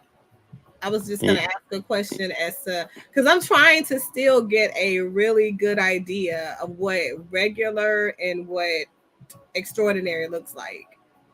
What Shirma is saying is, okay, she's of a particular, Shirma is, she's speaking for women who have high standard, accomplished women, women who like shopping in Louis Vuitton, Louis Vuitton, Gucci. They have a particular Neiman Marcus, all this. They have a kind of lifestyle they want to maintain because they hang with people who are of a particular social status. So they cannot date. Do you women versus regular women? I shop at all those places. I hate. I do too. But because I don't feel like it makes me an extraordinary woman. It just means that these are the places where I find what I like. And not just you shop at that, you can afford it, right? Dr. J, sorry, do you concede? Do you concede that there is such a thing as high class women? I think there are high class women and there are women with no class and women with low class and with a medium. So that's the distinction Choma is making. That's the distinction. So not. Thank you. Okay, so you're talking, but that's still socioeconomic class. It's not necessarily. I guess I was looking for something that's outside of socioeconomics, determining high value or low value. Can I quickly chip in something, please? Mm-hmm. Yeah, I see that what Shima is trying to say. Even if you have classy women, what is the percentage of these classy women that will match classy men? Because if you're a classy man, then any woman that wants this kind of man, then you must be ready for the competition. Because you are not the only one hiring this tall, six-pack, good job and everything. So if you are ready for the competition, and the man knows that, oh, I am the talk of the town. Everybody likes me. So he has to pick around. So for this kind of men, they know they can get women, even whether you are classy or not classy, they can get you easily. So the bottom line. So the bottom line. Can I come in? So like Dr. Jefferson, like a classy woman, independent, very successful, it's not gonna look at a bum in the street and be like, yo, we can go on a date. Hell no. It doesn't happen. Socioeconomy is not what this. Socioeconomy is not what defines a classy woman to me. To me, it's a rural woman in Africa.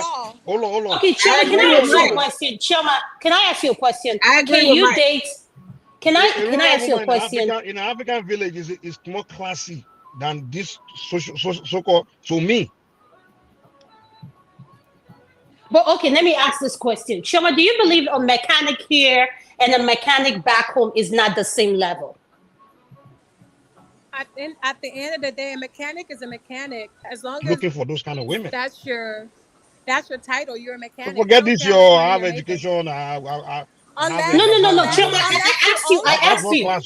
No, I asked you. I said a mechanic here and a mechanic in Lagos. Are they the same level? That's your title. A mechanic is a mechanic. No. That's You're not missing a the blue point. collar. A mechanic here and a mechanic back home are not the same level. Mechanics here are educated. A lot of them are certified. When you go to these places, Bentley, Rolls Royce, who do you think are those people fixing those cars? No, the point Choma is making is that they're still blue collared It's still a workers. mechanic. I don't know what They're you're still blue trying to collared get. workers. Thank you. Yeah, it's still a mechanic, period. Like you that's not even an argument. Like talk about CEO. But a CEO can still I'm be a not gonna date a mechanic. mechanic, by I the way. know I'm just letting you know guys now. who own automotive repair shops, and those men But they're make not well fixing a over car, seven Dr. hundred and fifty Jefferson. They're not thousand fixing dollars the a cars, year. Dr. Jefferson. Sometimes they do. Sometimes they do. That's a Because damn that's lie. their business. That's their business. No, let's be serious. No. They have Yeah, people working for them. they do They have have people working for employees. them. They do have employees. So You're they're right. not You're on the 100% job. right. But those They're men are still directors. sometimes, so they still have, yes, they are directors, but they still sometimes are the people that get in the mud, that get it from the ground up. Because here's the reality: you're still employed by the public, so you still have services to deliver. And if you're over capacity with requests, somebody's got to do the work. So I know times that they still When get you their get to hands that dirty. level, it's definitely not going to be you that would do the work. You will have enough employees. That's why you're a director. It's definitely not So going to be you. You will close down the shop, okay? I think Man of Prestige wants to come into the conversation. Man of Prestige. Yeah, good morning, everybody. Afternoon, wherever you are. Dr. Jefferson, I greet everybody. Chioma, Ducey, and everybody. I didn't mention their name, Mike. Yeah, I've been listening quietly, but before I proceed, one man I was the Premier League has finally come to a finale. So yeah, Arsenal lost. So I Oh, just want to don't give tell you that me. I update. was going to watch the game after. Don't tell me the No, scores. the whole game came We on. did not lose. We won, The but we whole did not game get came the on cup. simultaneously, so it's final. So let's get to the main topic today. Thank you. So I've been listening a while, while I was watching the game. To begin with, I think everybody has a point. The doctor made a very good points which align with me. Me being a millennial, maybe and Choma is speaking from Gen Z point of view, and the point she's making is true too. So nobody's definitely wrong, but yeah, if I have to say it from where I'm coming from, when I was on the Gen Z category, remember, we did the same thing, but it's not as it is right now because the women of that category a lot. Chioma, this is not particular you because I don't know you, so they feel self entitlement whenever they are going out for a date for a man and everything that men has to provide 100%, even at all they have the money, education and otherwise, they still feel that men has to provide. That is the phenomenon going on right now. There's no doubt about it. So in a nutshell, everybody's right in their own narrative. But But how do you explain that phenomenon? Because that wasn't what obtained just barely a decade and a half ago. We well, Let seem it to did me have a obtain explain during it my phenomenon. for time, him. like I Let said, I'm a me millennial. It was obtained, depend on, but it wasn't as it wasn't as it is right now because it has expanded to a different level. It has to be where we are, social media, the age where we are right now. I mean, everything has gone to a different level. So that's where we are right now. But there's still some good people. There's still people who try to um maintain the norm, which is supposed to be you meet somebody, you like the person for what they are, it's not necessarily what they have. And there's nothing wrong. I think Mike was saying something earlier about people driving car, but you have to cut your coat according to your size, like the doctor was saying. I mean, shop at But shop at that's what Nima Shoma Motors or said all those now, kind of high. and she was slaughtered. Cut your No, coat according to your size. That's what one she mec. said, and she was Can slaughtered I for saying it. expatiate? Can I expatiate from a woman's point of view, right? Man of prestige, yes, you're right. Men have to do all these things. You have to pay for my dinner because if I have to do my makeup, makeup is expensive. I'm not gonna waste it on a bum.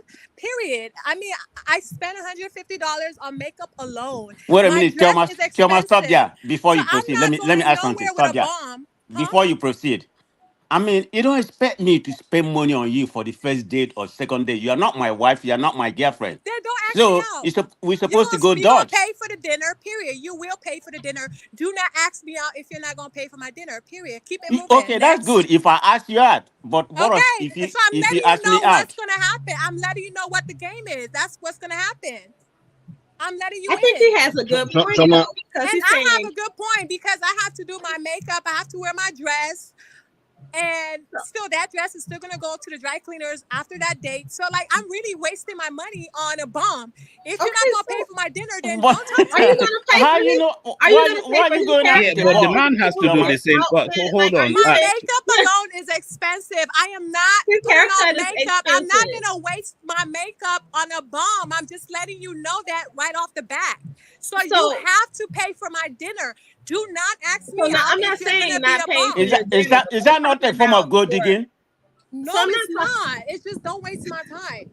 Right. We So can talk on I'm the not phone. talking about Madam him paying for Prestige, I'm dinner. the kind of person we can talk on the phone if you're not up to per. We can talk on the phone, just on the phone. And there's nothing wrong with that. But I'm not stepping out my house, putting on makeup, nice dress, because I You don't don't just have dress to do any. all of that though. The man is not telling you to do Well, see, all of that's that. the difference between me and you. If I have to go to a certain places, I have to dress a certain way. Yeah, but So So Choma, wait a minute. sorry, So Chioma, you sorry, expect the person Prestige. Hold on, man to of pay for Prestige. you all those things? yes, Man of yes, Prestige. Hold yes. on 1 second, Choma. Hold Wow. on. Hold on. Those things you are saying you have to do.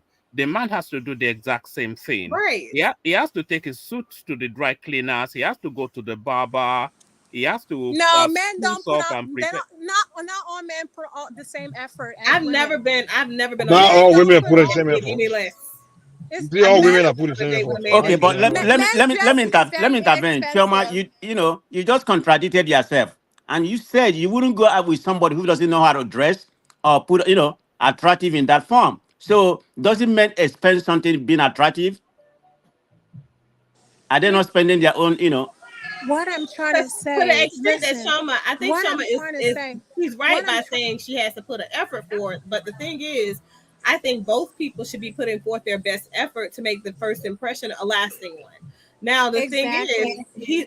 but Shama, the only thing I don't agree with is that you want him to pay for your selections to make your best self presentable, but you don't want to pay for his. If that's the case, I'm not saying he shouldn't pay for the meal. He should pay for the meal, 100%.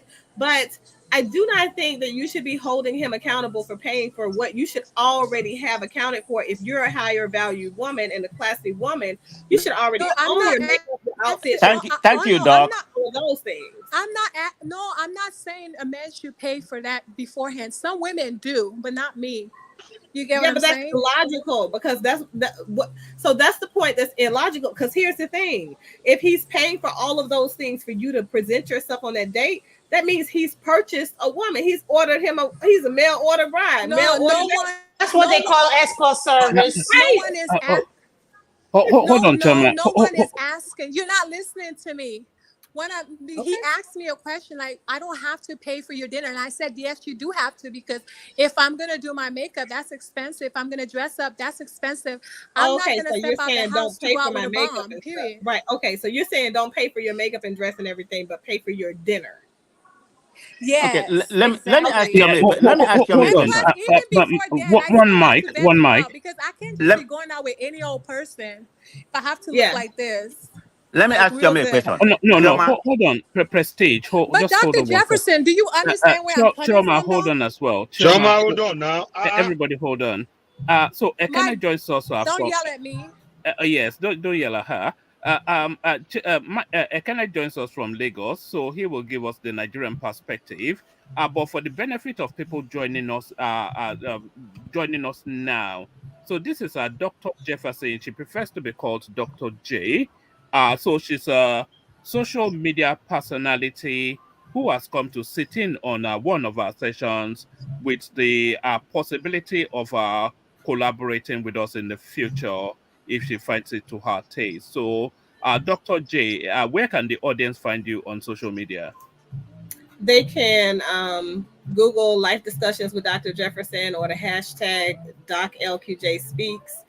But anywhere that they hear podcasts and things like that, they'll hear one of my shows, Live Discussions with Dr. Jefferson, and also I have Love and Intimacy, which is a separate audio cast only.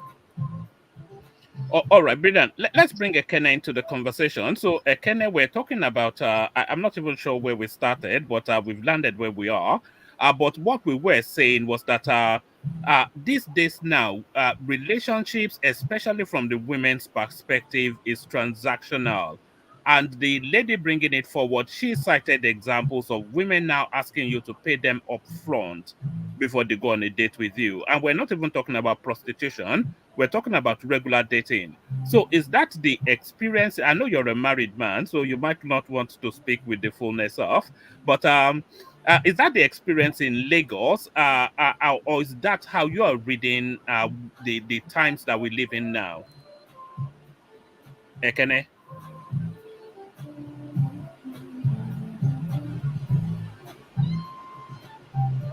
Well, before Ekene speaks, I wanna say something, right? For some of the people, come over here, come on. For some of the people in the comment section, if you want to date a regular woman, that's fine. Like, I'm happy for you, but I'm giving you a perspective from different class of women. Okay, you can't not just expect certain women to date you if you're not gonna spend. I'm just saying. And there's nothing wrong with dating a regular woman from church. Those are even the perfect wife materials.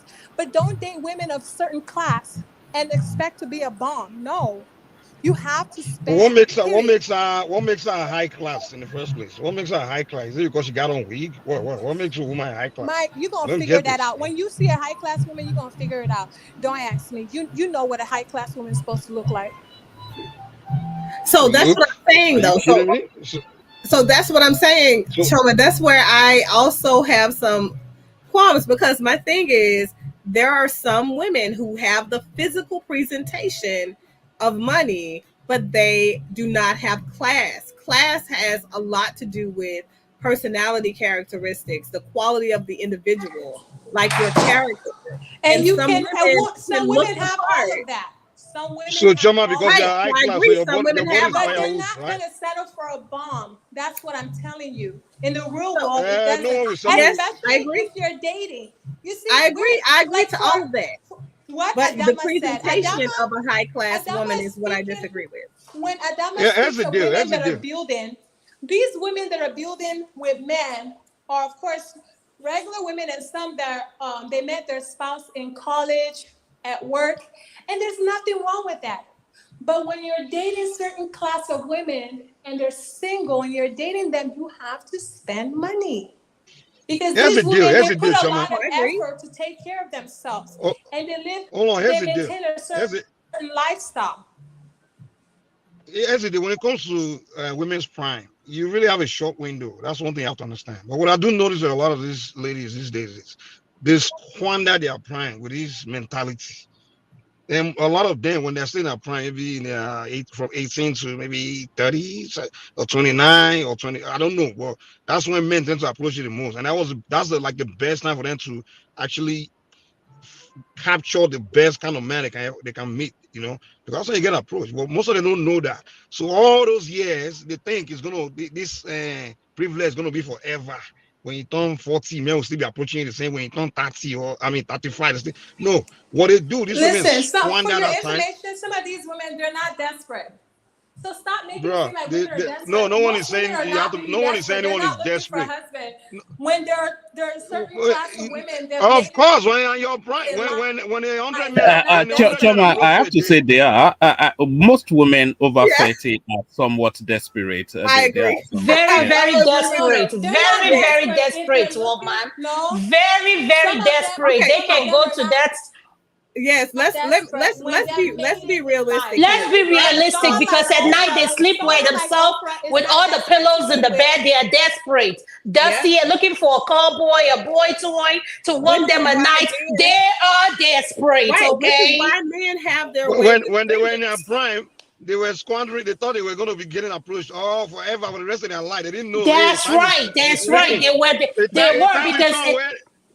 Yep, you're Those right, men will Mike. not approach, men will not approach you The again. time will come, and guess what? They can't compete with this young thing again.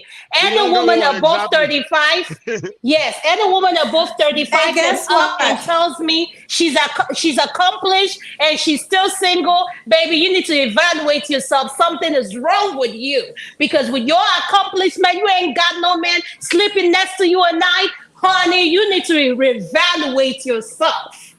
I agree. And it's really about the At the end of the day, exposure. at the end of the day, Hold on for Dr. J. Let Dr. at the J end come of in. the Yeah. day, the right person will approach Chioma. them. Okay, so Hold on for they're not Dr. going J. to rush into marriage with the wrong man.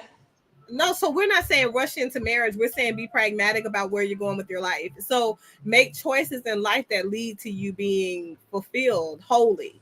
Because the reality, if a woman has the mindset, Yeah, so don't marry a bomb because you will not be fulfilled. so I'm not marrying saying, a bomb. yeah, but you don't. I don't think that you have a realistic view of what a bomb really is. Any man can sell you a dream. Hold on, Dr. J. How much And longer that's do why you we gotta have be you? smart. Hold on, everybody. Dr. J. How much longer do we have you for? We are enjoying the conversation, but we don't want to over milk you.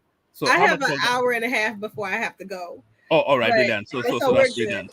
And we But have other topics too, huh? Don't we? we do have other topics. But And we where's have. Miss Doopsy? Yes. Where is Miss Dupsy? But It's a good question. let me bring this up. I'm not sure if this is too peculiar to Nigeria, but let me bring actually one that has yes. Let me bring this up and then we'll just navigate around it. I've spoken so much about Japa, I am not talking too much about it again. But to let you know, if anybody had jackpad or want to jackpad so that you can make it, so that you can feed, so that you can stop suffering, so that you can make money, if that is why you want to jackpad, you have made a fundamental mistake of your life, which you and your generation will regret forever. Your generation that you took into slavery will regret it forever. Now, if you jackpot, if you relocate for education, good. Can you guys hear it? The video? If you jackpot for training. Who can't hear it? I didn't. No. The thing is, when those videos play, Choma, you have to click on mute because on that video they have a mute kind of this thing on the screen. You have to what is it? Quick watch it, and then it's going to unmute. Okay. If you don't do that, then you're not going to hear it. Yeah. Okay. All right, let me have play to it again. It's only a minute 20 seconds, so let me play it again. I've spoken so much about Japa, I am not talking too much about it again.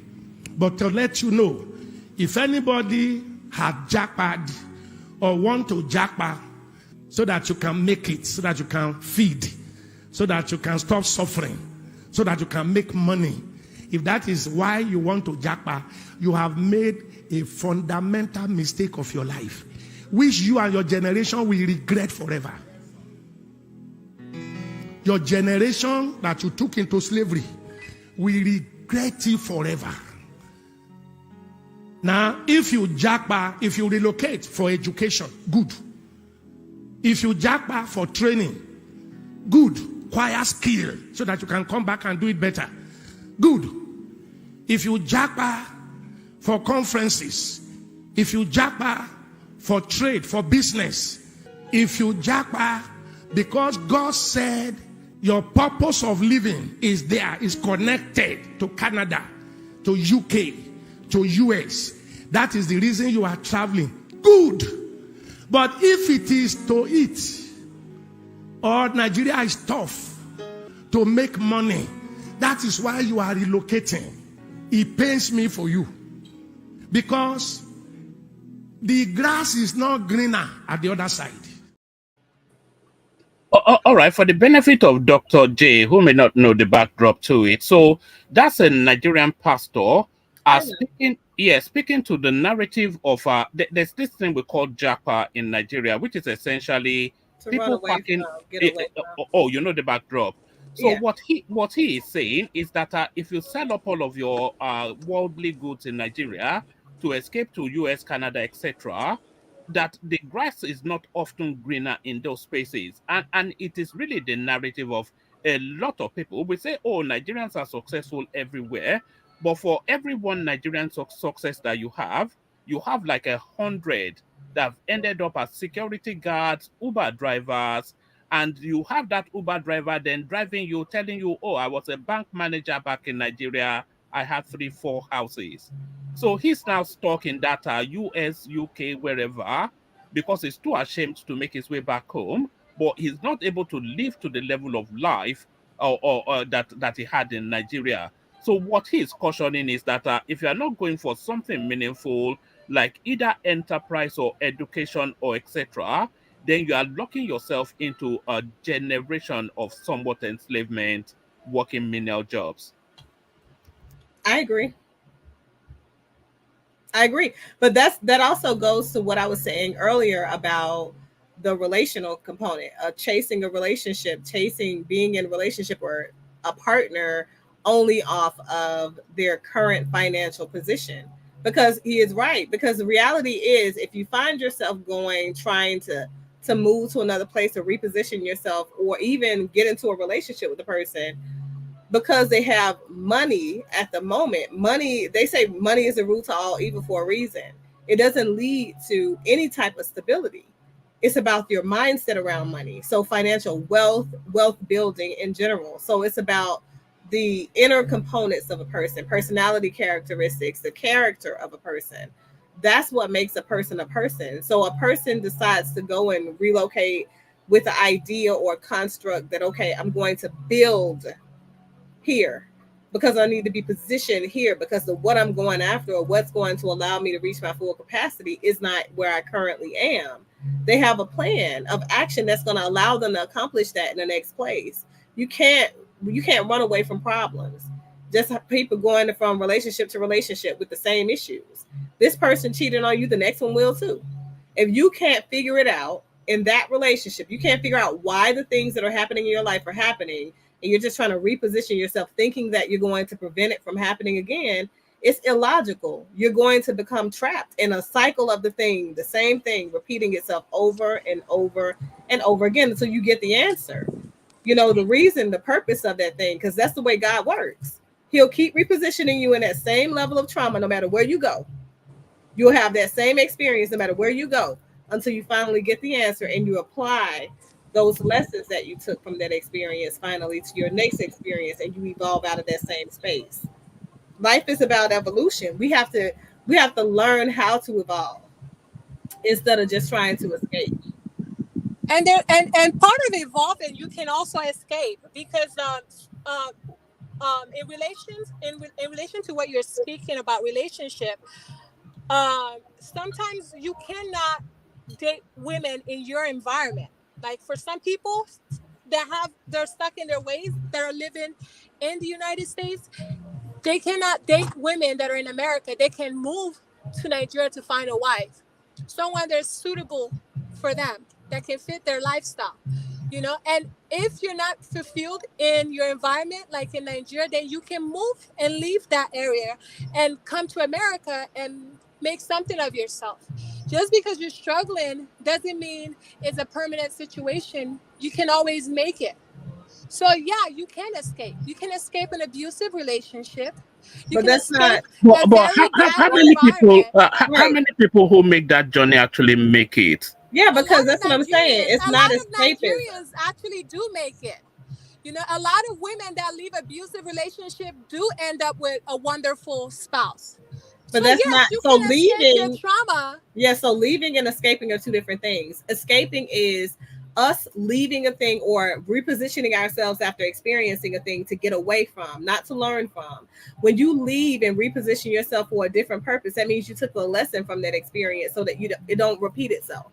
So just There's because nothing if to you learn leave from America Nigeria. because you think, If you're trying to leave Nigeria, there's nothing to learn from that. You can just leave Nigeria. You can learn so something I'm not better in saying that you America. can't leave your country of origin or where you live currently to go in and find your next thing. But what I'm saying is, if you don't fix the issues with you that are attracting the things that you're experiencing that are negative, you're still going to have those same negative things in the next place you go because you're the problem. It's not People necessarily aren't the true. problem all the No, time. it's not necessarily true. There's just some environment that suits you better. You know, Not some of us necessarily. Nigeria some of us Nigeria doesn't give us the room to grow. So some people choose to make a better living in a different country, and there's nothing wrong with that. Okay, so if that's the argument, right?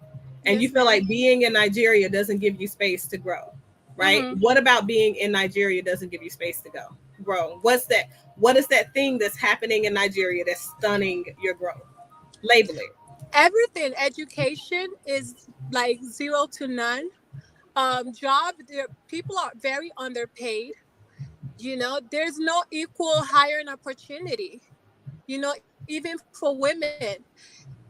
So, and everything is about who you know. You know, you can't even get a decent job in, like, you know, a good company without knowing someone. You get what I'm saying? That's So everywhere. you can't. Or No, without that's sleeping not with someone, everywhere. without It's sleeping with someone. exactly, That's and everywhere. that's not necessarily everywhere, because in the United States, I know it's illegal. So it's everywhere. You can sue a company for discrimination. You do know that, right? So just because you can sue a company for discrimination doesn't mean you win the lawsuit. So here's the thing. You know when we look for a job, they ask us, how do we know about the company, right? They do. Yeah, and then they want to know who referred you. But you can't hire someone because you know them particular. That's discrimination. So again, Says who? because you say right again, everything in America is about networking and who you know. People, there are plenty of people because I'm very well connected. So there are several people that have transitioned from other countries that come to me directly because I can get things done that some people can't get done. The reality is you must know people that are connected in order to be positioned in front of an audience that will allow you to be whatever it is that you aspire to be.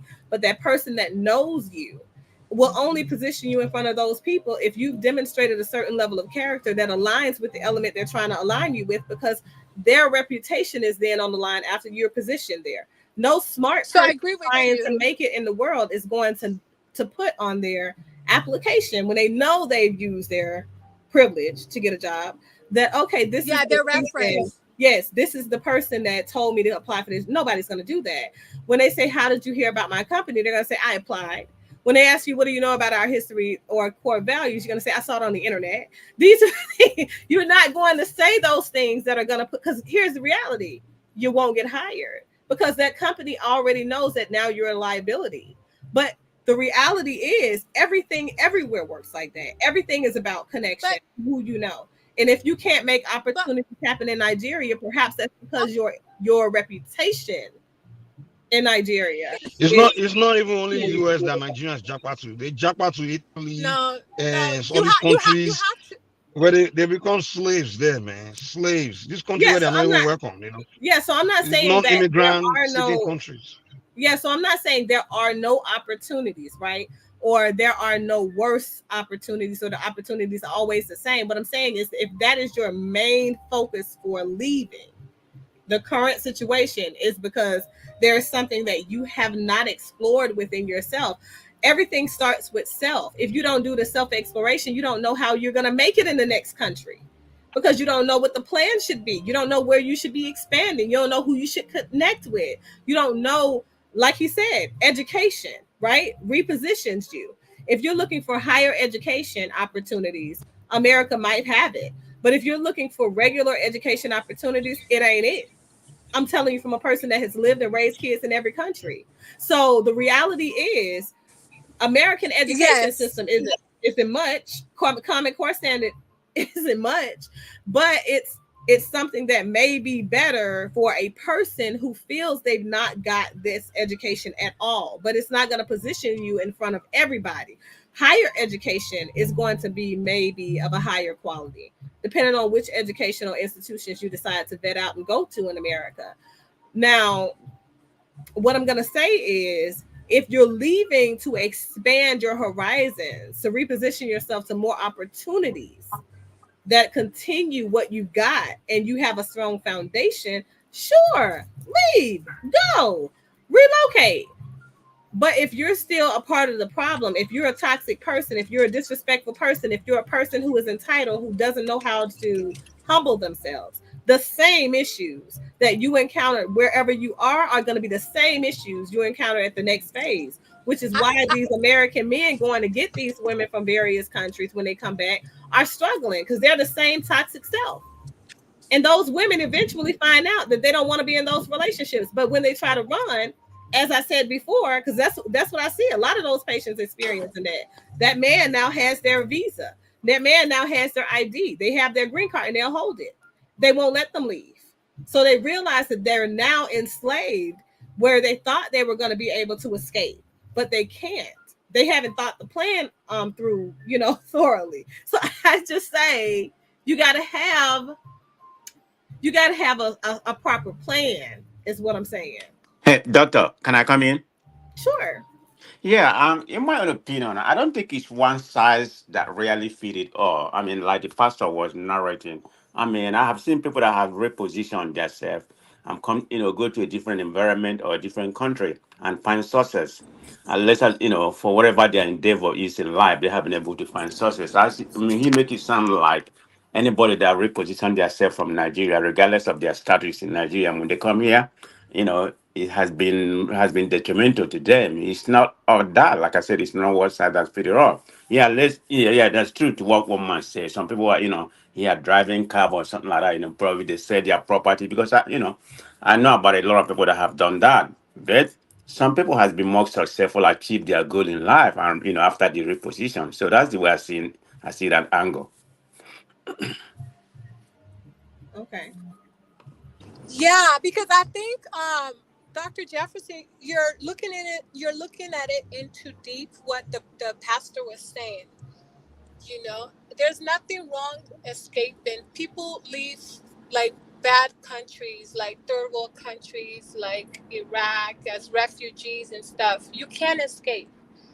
The toxic environment doesn't make you toxic as a person. So you have to escape that environment to prevent yourself from being toxic as well. So again, it still goes back to what I said. How do you know it's not you instead of the It's environment? not you. It's not always you. Right. It's not always you. So how do you know? Some of us that left Well, our But country, doctor, you can we're not. doctor. Sometimes if you don't reposition yourself, you let's will assume you are not know. struggling in a Yes. particular country, don't you have to change an environment? So before you Yeah. change environment, you have to do research. Before you know a thing, you have to do research. So you have to still do the self-exploration before you know that it's the environment and not you. You've But got Dr. to Jefferson, still, this is what I think you're missing. This is what I think you're not quite understanding. What Chioma said and what Man of Prestige said is true. This is the thing. This we are talking of a country basic necessity. You have people who don't live in light. They don't have light. They don't have water. Okay. Yes, I agree with you. Before you make any of those plans to leave the country, you have to have a plan. You have to have a plan. I totally agree with you. you got to know Is you're diff repositioning yourself to where you can actually excel. So I'm not Yes. saying that you don't leave. I'm saying you don't escape. To escape a thing is to not see what you need to do or not take the But less. sometimes they're willing to do that escape. They are willing to take that risk. That's what I'm Right. trying to tell you. They're So willing And to do that Ad, regardless ad, of ad, what. so I'm Adama not is and saying that definitely escape. you're not right willing because to do sometimes you have it. to take a risk in life. Yes, you have Where you to. are right now, it wasn't conducive to you, regardless of where you are. You have to Ah, take a yes, chance. you have I to take mean, a risk. doctor, Yes. you were Right. talking Chioma about is so doing a right. research. Some Yes. people doesn't have the, If that don't mind me interjecting a little bit, go Right. ahead. I So hope I'm that saying that don't mind. I didn't Just a hear what minute. was. Thank you. Dr. Jefferson, Ain't that good? you know how long Sean Diddy Combs was with what's her name? Old girl that got beat up. You know, Diddy? I can't comment on Can that. Okay, can I but just so That you see interject how real quick? Chioma, she was in a that's a toxic different story. That's a different relationship. story. That Oh, lady She should have was gone. in a Should have toxic been gone a So long can you time hear me, relationship ago. for all Madam some right, President? time. all right. She Hold on, had everyone. to escape. Chioma, hold on now. I think Dr. J doesn't want to comment on that for reasons. I would love But to, but One legal, man I would I like to can't interject really yes, here. but comment on let's Dewale come in. So let's bring in a new voice. Dewale wants to come into the conversation. Dewale. Oh, I'm sorry, guys. And good afternoon, y'all. I would like to interject briefly. I think that the video clips that was played, actually, I am objected to what that man said. To me, the man depicted a sleaze bag who's trying to fleece gullible people not to go. Like man of practice, Stitch said, human beings are exploratory in nature. We like to move. We like to see what is out there that we don't have. And there's nothing wrong. I would never, in any ways, stop people from, exploring and trying to better and open a better way for I'm themselves. sorry, woman. I But don't know who the speaker is speaking. His voice is kind of, distorted. I can barely make out. Yes. can you hear me now? I'm actually I'm driving. That's why. Can you hear me better now? It's a lot of status at the well. You probably need to go out and log back in. There's a lot of status at your background. Oh, really? Okay, maybe because I'm Yeah. driving. All right, I'll do that. Mm. Thank But what I'm saying, I'm not necessarily disagreeing with you, Choma, or Man of Prestige. I'm saying that repositioning is sometimes necessary, but you have to know that you're repositioning or you're placing yourself in a place to where you can thrive versus a worse situation than you find yourself in currently. If you don't do the research, you don't know if it's you or the environment. So So this, a lot of people but do Dr. move here. Jefferson, this is what I'm trying to make you understand. Mhm. These people, they are willing to take the risk. It is not them. The government cannot give them or provide them the basic necessity they need to thrive as a person. So you're looking at it. What about the So people I'm thriving agreeing in with that that. society? So What what I'm about the saying, people so thriving? I'm Now, Okay, agreeing with woman, that you are part. started now. Now you are started. Be realistic. Dr. J, Yeah. I completely agree with what you said, but that's in a normal situation. Let's assume I'm in California right now. I'm going to reposition myself to Florida. I have to do research to see what I'm going to, if that's going to be suitable for me. But Yes. there's some what we call, unnormal situation, like some part of Nigeria. I'm not going to use Nigeria, it's just Africa general. I mean, you have to take a risk. You don't have the, you don't have the, you don't have the impetus or you don't have the necessary. What I'm trying to say, to do a research to see where you are because you're in a predicament. I mean, you have to escape that kind of predicament you are in order to take that risk because you're already suffering. So is that not a viable option in that situation? So yeah, I'm agreeing with that situation. What I'm disagreeing with is the fact that you move based on no knowledge of where you're going. So it's like a person moving from Nigeria to Iran. Oh yeah, okay, You okay, you okay. you Yeah. understand what I'm saying? So you're Yeah, I just got you. moving to move. You don't know where you're going. You don't know what the value systems are. You don't know if that particular climate of finances is any better because the reality is Very, it isn't. very, very good point, doctor. Because I have seen a lot of Nigerians, for example, that have found themselves in that situation. They didn't do the basic research. That's They just sold their property and just japa. and Hoping that maybe they Yeah, have called a friend because I know about a story. Somebody in London that just japa. Hoping that the friend say you can come over without doing the proper research. So when they came here, they only stay with the friend for about 2 months. The friend said you have to find your way, and yeah, they couldn't survive. yeah. I see. what man of prestige is saying is so true. Do your research. And a lot of this thing is we need to be upfront with people. If you have someone from Africa, wherever, coming to stay with you, give that person a timeline. A lot of these people come as soon as they see your big house in their mind. You have no problem. Oh, I have reached my kingdom. This is where I am going to. Then they want to start competing with you, not knowing how long it took you to get there. There you So go. I do agree with you, Dr. Jefferson. We need to be upfront with who we are letting into our life. I have a rule. You're not coming into my house unless you have a job, you have a plan, something. The minimum I can keep you is 6 weeks at max. After that, exits. Whether your How plan can you work ask or not. somebody to exit a new society in 6 weeks? Oh, You my 1 month. Come 1 on, you month. have Now to you tell them. You have to can't be commit specific 6 to them months. and If tell you them this can't is commit how long six I can months, accommodate you. You know, Adamawa is talking. If she's making sense, you have to tell them, I'm going you to only have to. accommodate you for. so they find a job, settle into a new and foreign society, all within 6 weeks, under the pressure of you pushing them around in your house.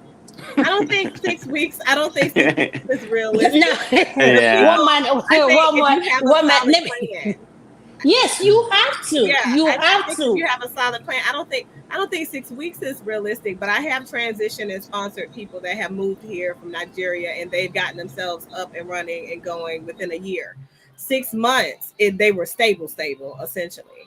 But I have a different program that I use, and I'm a very strategic person. So it's just different. It's based on who you know, it's based on how much research you've done, because for me, you have to have a sound plan. I need to know where you're going, because the reality is, if you're moving and someone is sponsoring you, they're responsible for you, literally. So if you do things and you break laws in this particular country, in America, they're responsible for that too. And let me tell you, I'm not going to jail for nobody. not not doing it. So you have to have a plan that lets me know that the risk makes sense for me. So they should know what the risks are before moving, is what I'm saying. You understand what I'm saying? I don't have a problem with people moving from poverty, or war-torn countries or third world countries, in order to make a new life for themselves. But that's still not driven only by money.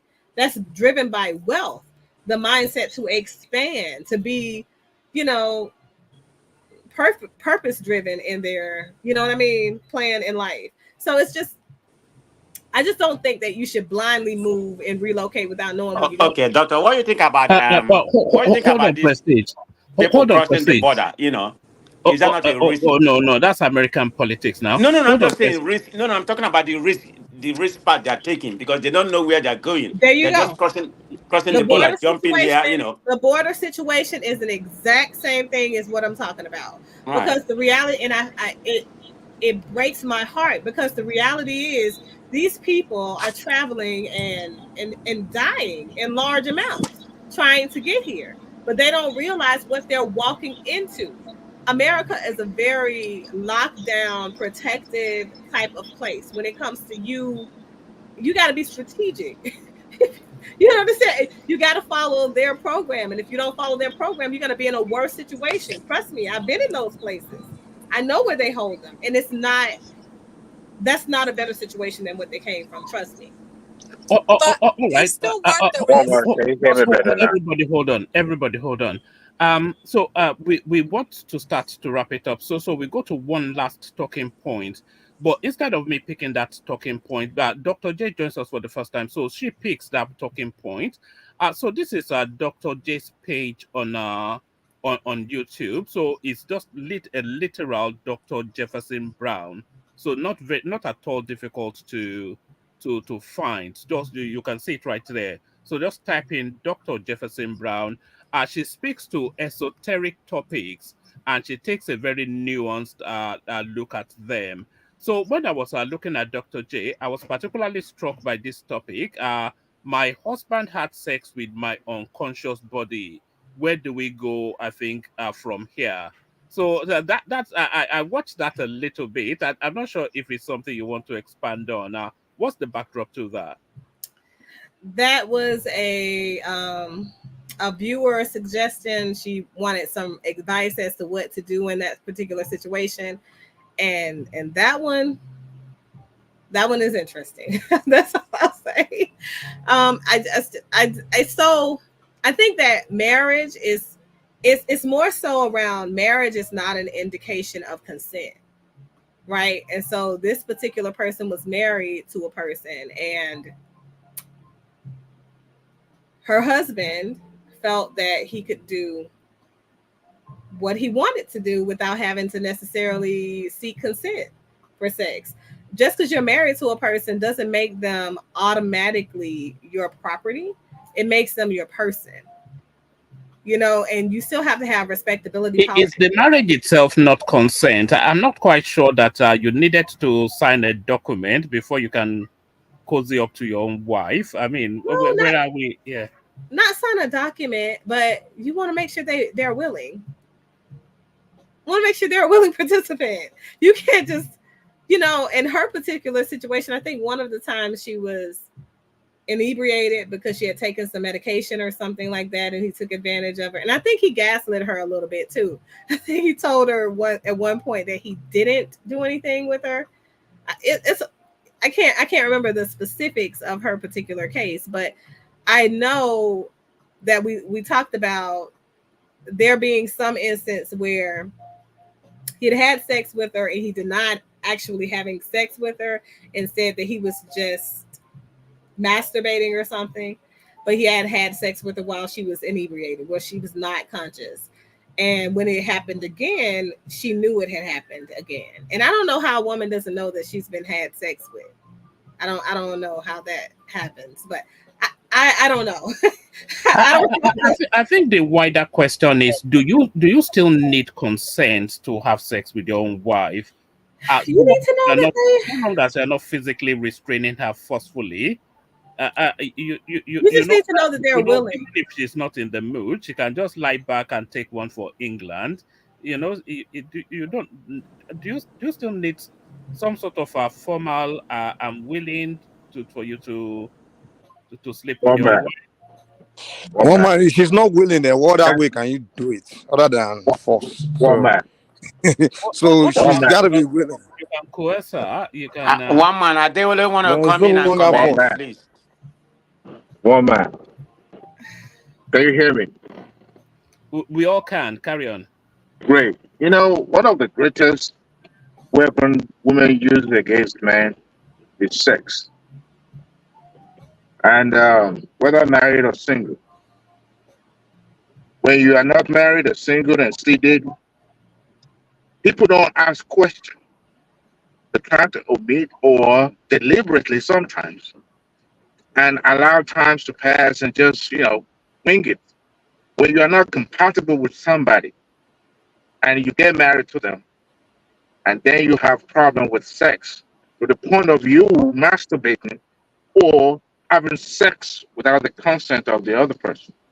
That's a problem. If you know you have a higher drive, sex drive, and the other person is not, it's going to be a problem. But when your partner understands the kind of person you are, there will be no problem. So right from the get-go, that family that the doctor referred to me, I don't know the background of that relationship, but I think it stems from that. I think that's where the problem comes from. Because people don't ask questions during the dating time. But the fact that they don't want to lose one another.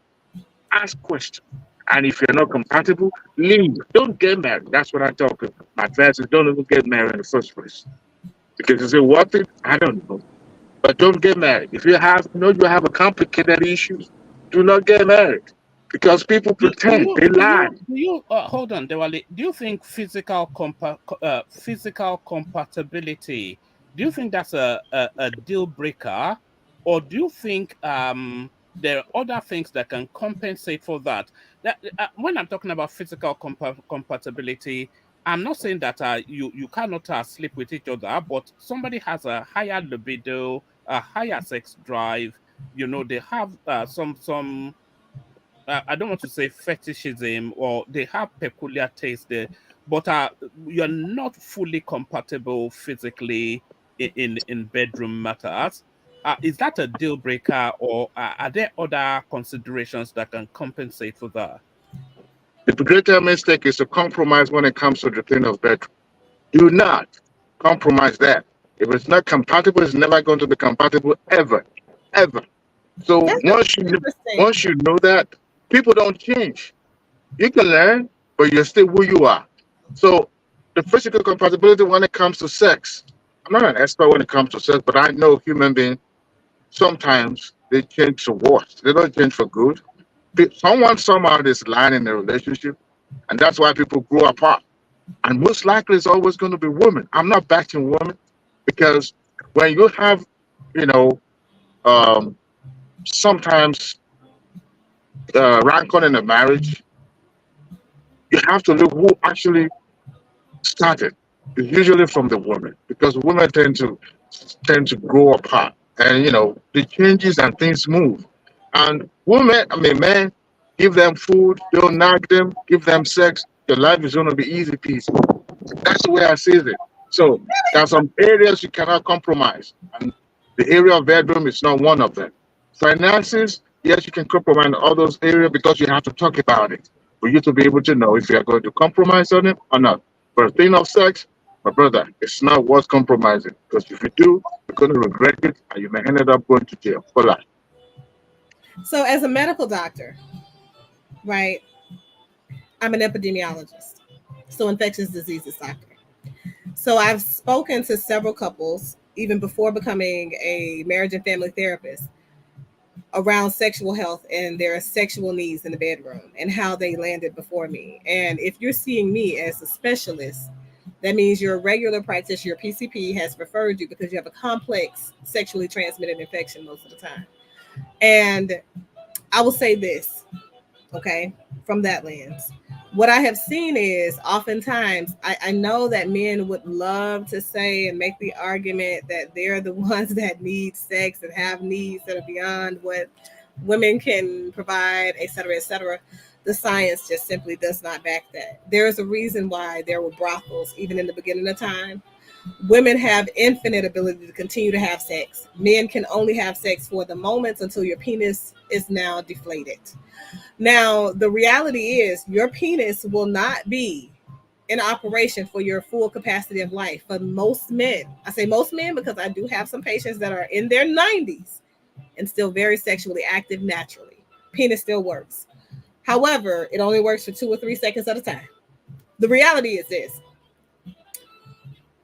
Anybody, when it comes to sex, should have the right to consent, whether it's the man or the woman.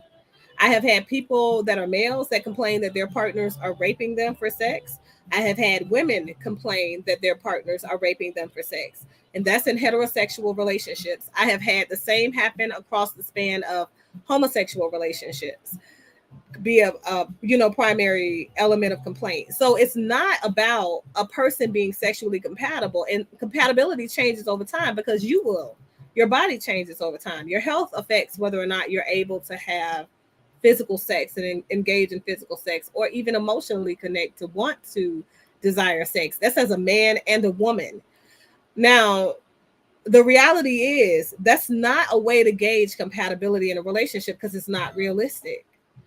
However, if a person does not desire to have sex with you, or if a person is raping you, or if a person is having sex without your consent with you before you get married to them, because I think that was, and you may be able to play up the clip that actually shows her complaint, woman.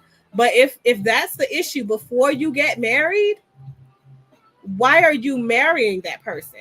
That is my thing around accountability. She had to take some things into consideration. I'm not going to marry a person who has forcibly or without my consent had sex with my body and then lied to me and told me they didn't. I'm just not doing that.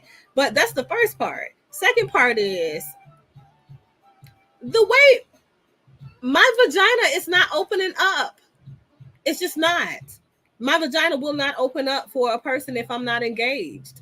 And that's for my husband. And that's for a woman that's well over 50. So for me, it's how can you even penetrate me? I never understood that.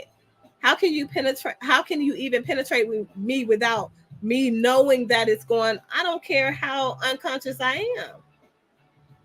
The reality is he wouldn't be able to get what he needs to get done. He might be able to do it on the outside of my vagina. He ain't getting in though. So my thing is, it's beyond me understanding. And I get some women are loose and all of that good stuff, and that's fine. You can do what you want to do with your body. But how can you get into a situation and decide to marry somebody who has violated you in that way prior to marriage? People have to learn that consent is necessary.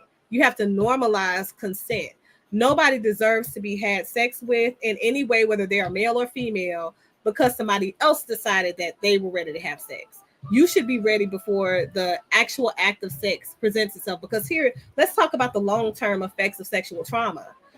The long-term sexual effects of trauma, the long-term traumatic effects of sexual trauma is that when that person now want to pair themselves with someone else that's more befitting, or they want to engage in sex, their body and their mind may not be on one accord, so it may not work. That's why women suffer from vaginal dryness when they get older. It has nothing to do with the woman's body's ability being able to produce wetness, moisture.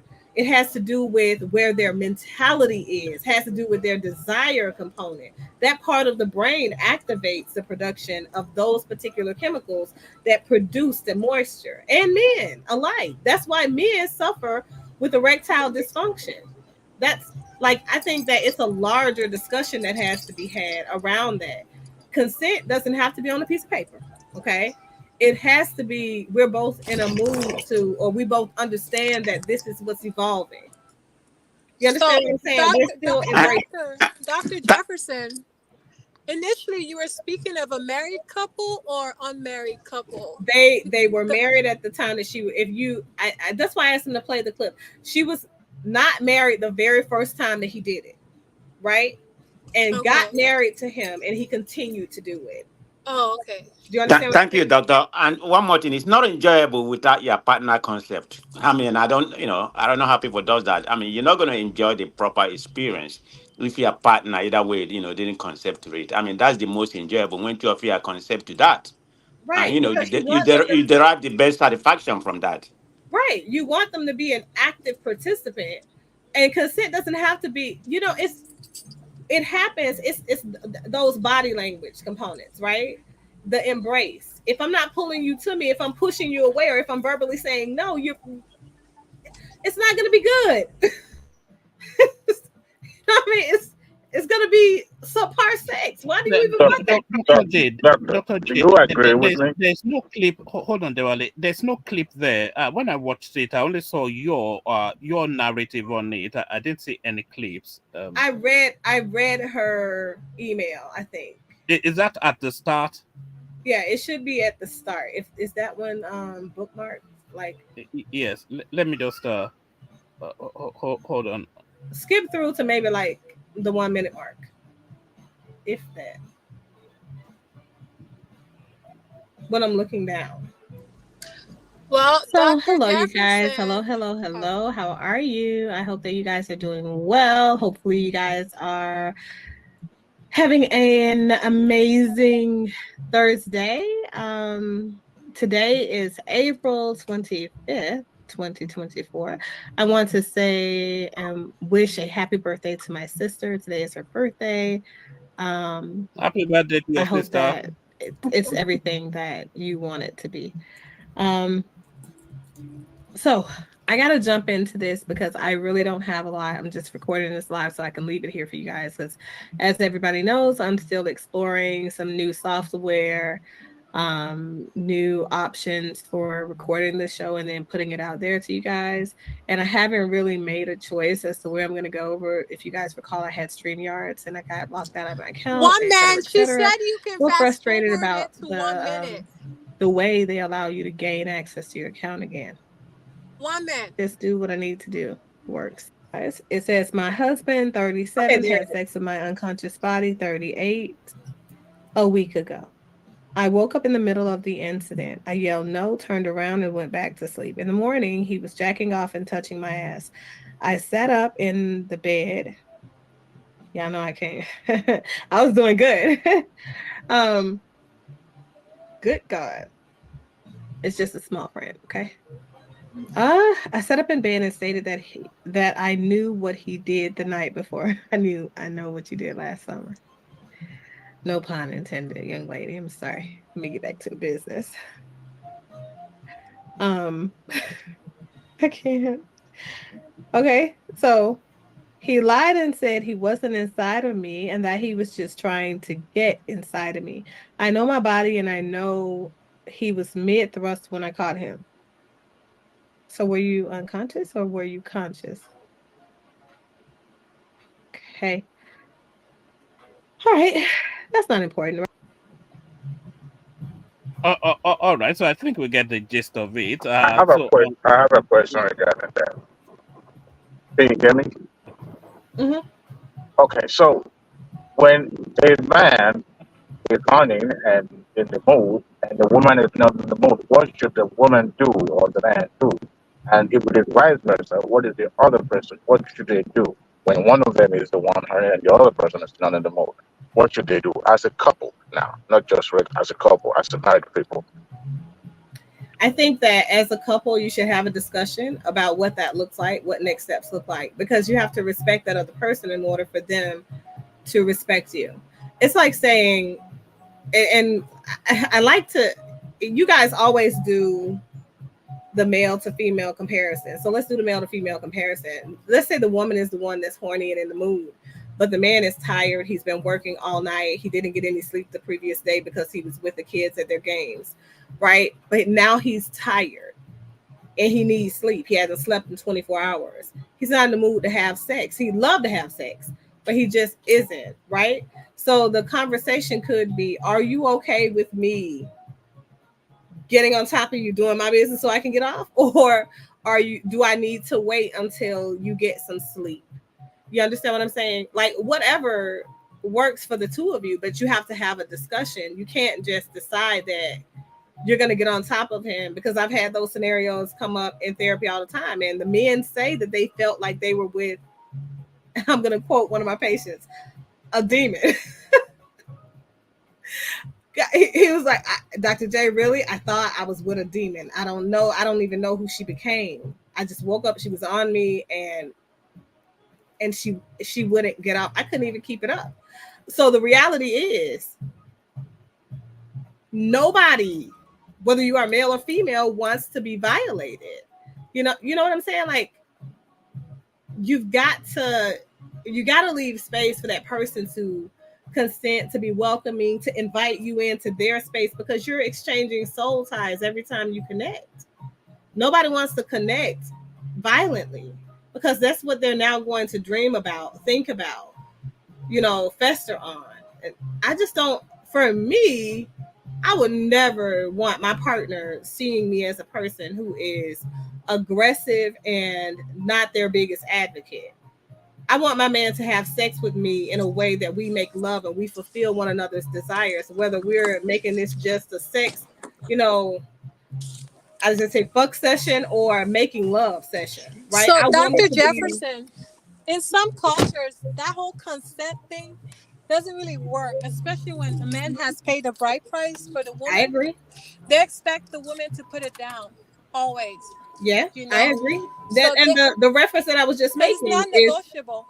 So the reference that I was just making about the man to the woman, that's one of those cultures. And that's how he felt. And he's the one that paid the bride price. So what I'm saying is, even there are exceptions, even in though people still, and he had to come to terms with realizing that because of cultural issues, he had violated her several times. So there was something in that violation that led to her deciding to flip the coin and to become that. He never had sex with her again. That's how they ended up in therapy. They had no sex for 1 year after that, because there were things that he had told himself in his mind that prevented him from being able to engage or re-engage in sex with her. And both of them come from that same culture. Some people can have like the most toxic fights that it turns you off from the other person. You're no longer attracted to them. That's why people have to be careful how you fight with your spouse. You have to choose your words and be careful not to pierce, because words can be very, hurtful. So, but they didn't even fight. He said nothing, because in that culture, a man doesn't even argue with a woman. For one, he just didn't have sex with her anymore.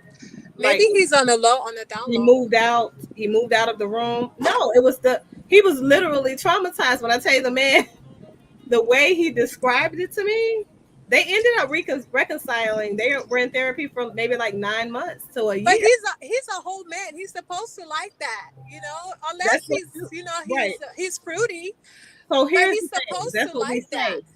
But that's why men feel invalidated, because we say that a man is supposed to, as if they're all the same. They're still individuals, and they have the right to feel and to want to be desired and to want to be an active component too. So his feelings are valid, regardless of what society may put him in a position in. He's still an individual. His culture is just a part of him.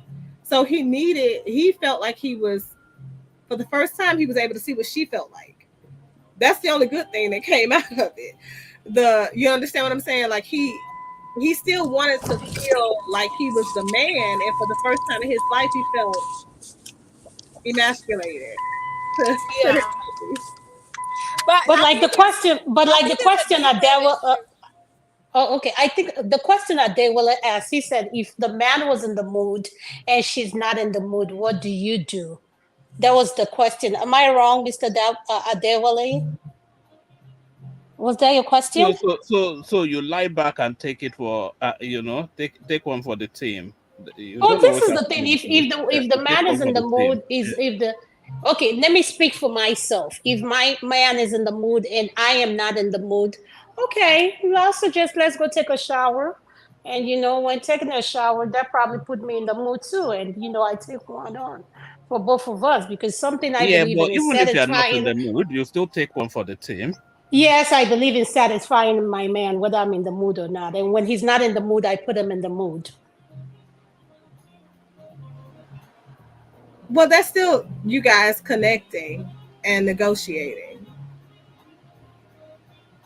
So I think if as long your as woman, people are consenting,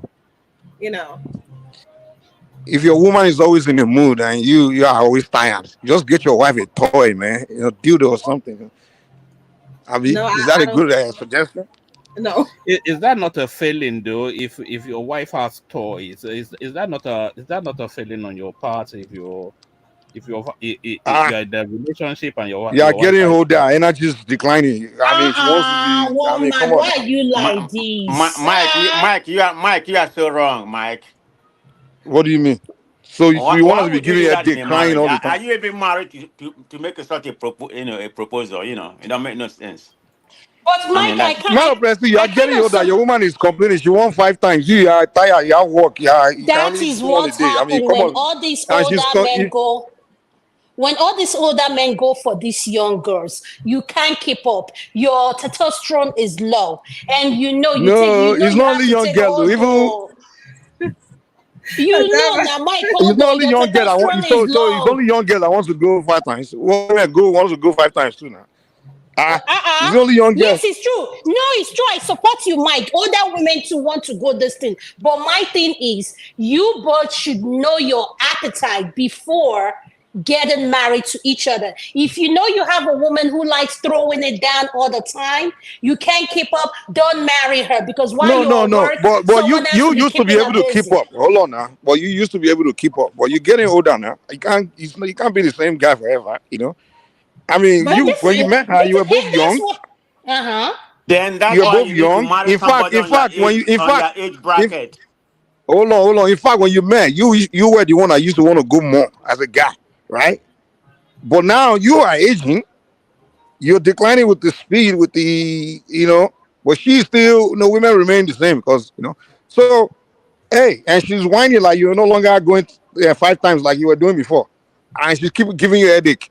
Just gonna give her a toy, man. I want to help yourself. No, Mike, that toy won't work. Let me tell you, it won't work because it's different for everybody. Some women want someone to have them down in bed for a 1 hour, 30 minutes distance. My thing is my number one rule. So long as you take me to that old word, orgasm, anything, I don't care. We both achieve it. Some of our men don't even know what that is. They just come to you, they're like, bam, bam, bam, bam, bam, that's it. No, But you need to put me. penetration is not the only way to satisfy a woman. So Yes, you have to thank understand you. that Man point. of prestige, Let's I keep can it tell you PG. experience. Man of prestige, I Okay. can tell you Sorry for that. experience. Women don't often have to orgasm during copulation. They It's do. not necessary for. They do. They They do. do. That's what you tell One yourself. man, you don't know what he's been doing. You have failed your wife as a man. So the physiological composition of a male and a female that's are necessary, different. okay? So that's the thing. When men and that's why I'm trying to means explain. in the necessary. traditional Nigerian society, women That's the it's traditional frowned Nigerian upon society. That's even. not It's frowned No, obtainable. upon for no, women to woman, enter stop room. putting Nigeria into it. It's a lie. Even traditional Nigerian women have come to therapy and said the same thing. Just because they haven't told you as the man that they need to have a climax doesn't mean they don't need to have a climax.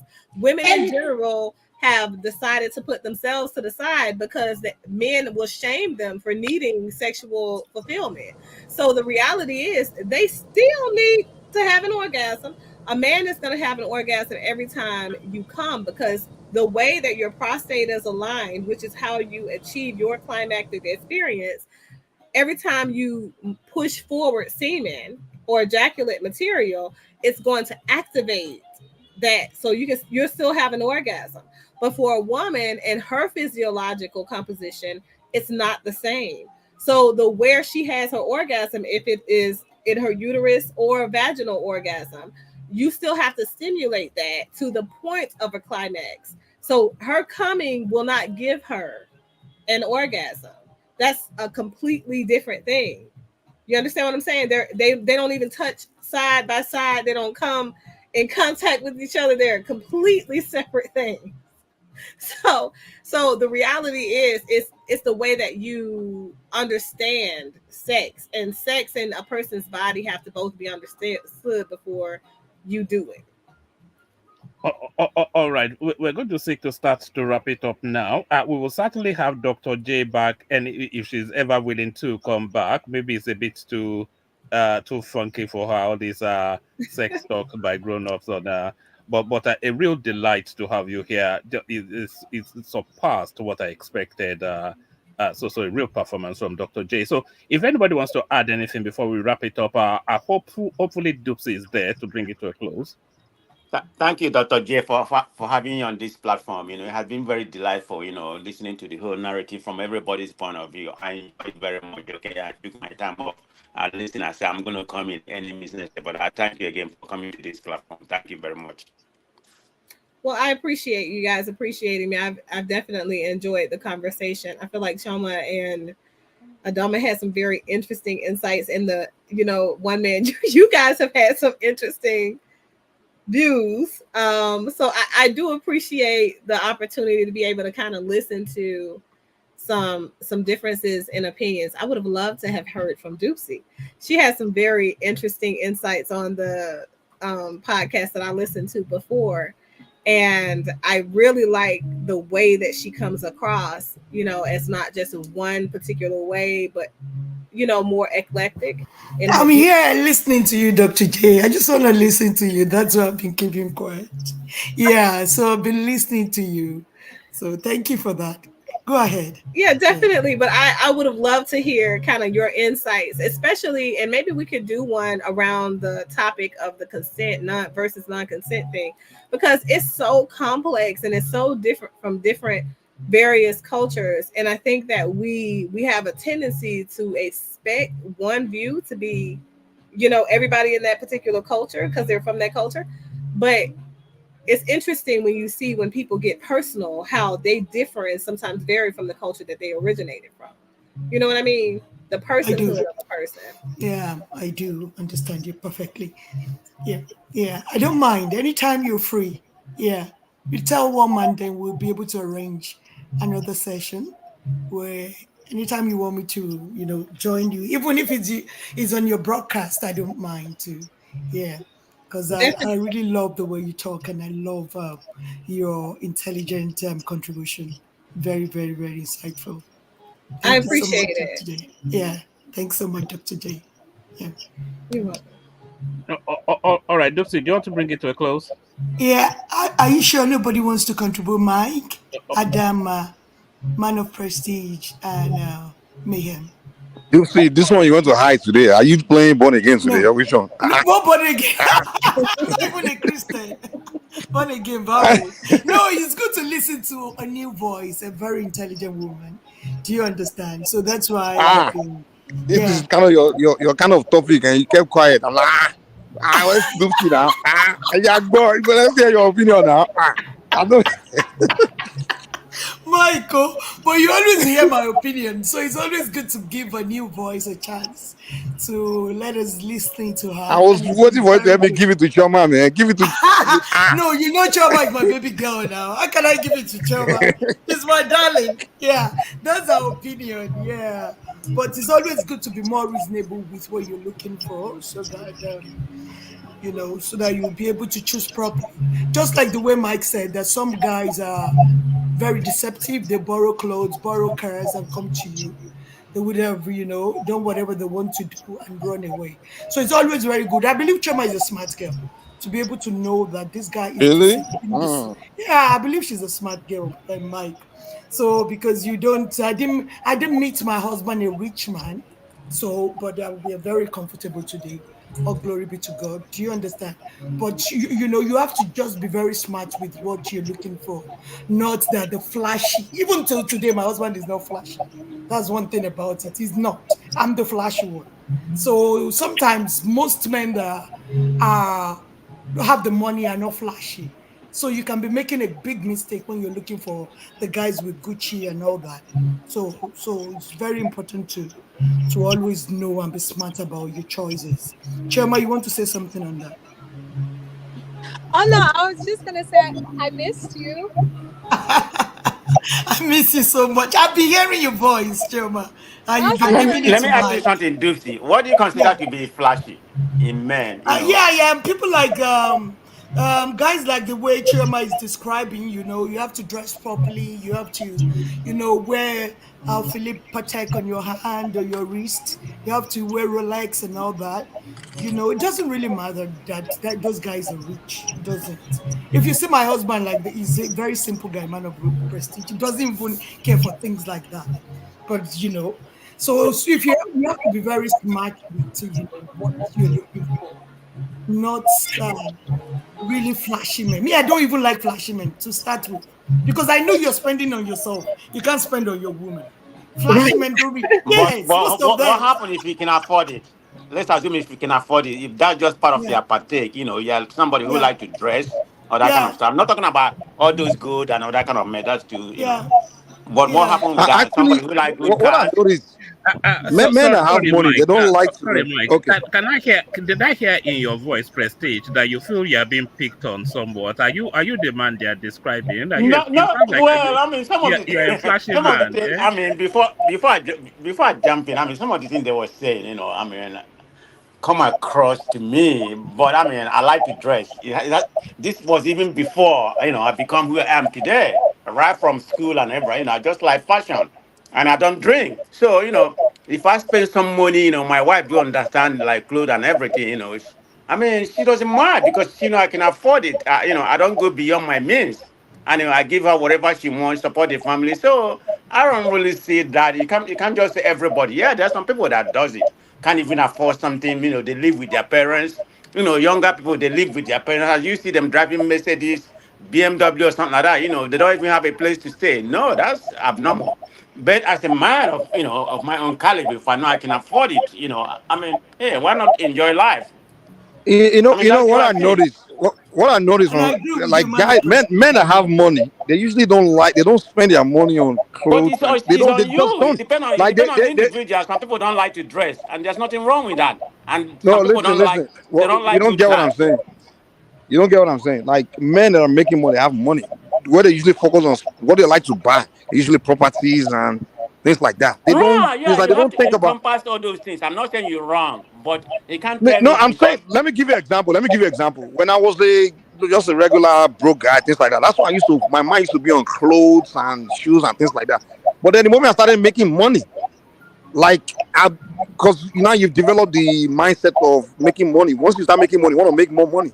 And then what you focus on spending money on is usually like something that will make you more money or property or just well, I don't even think about clothes anymore. All those kind of mediocre stuff. I don't think about it.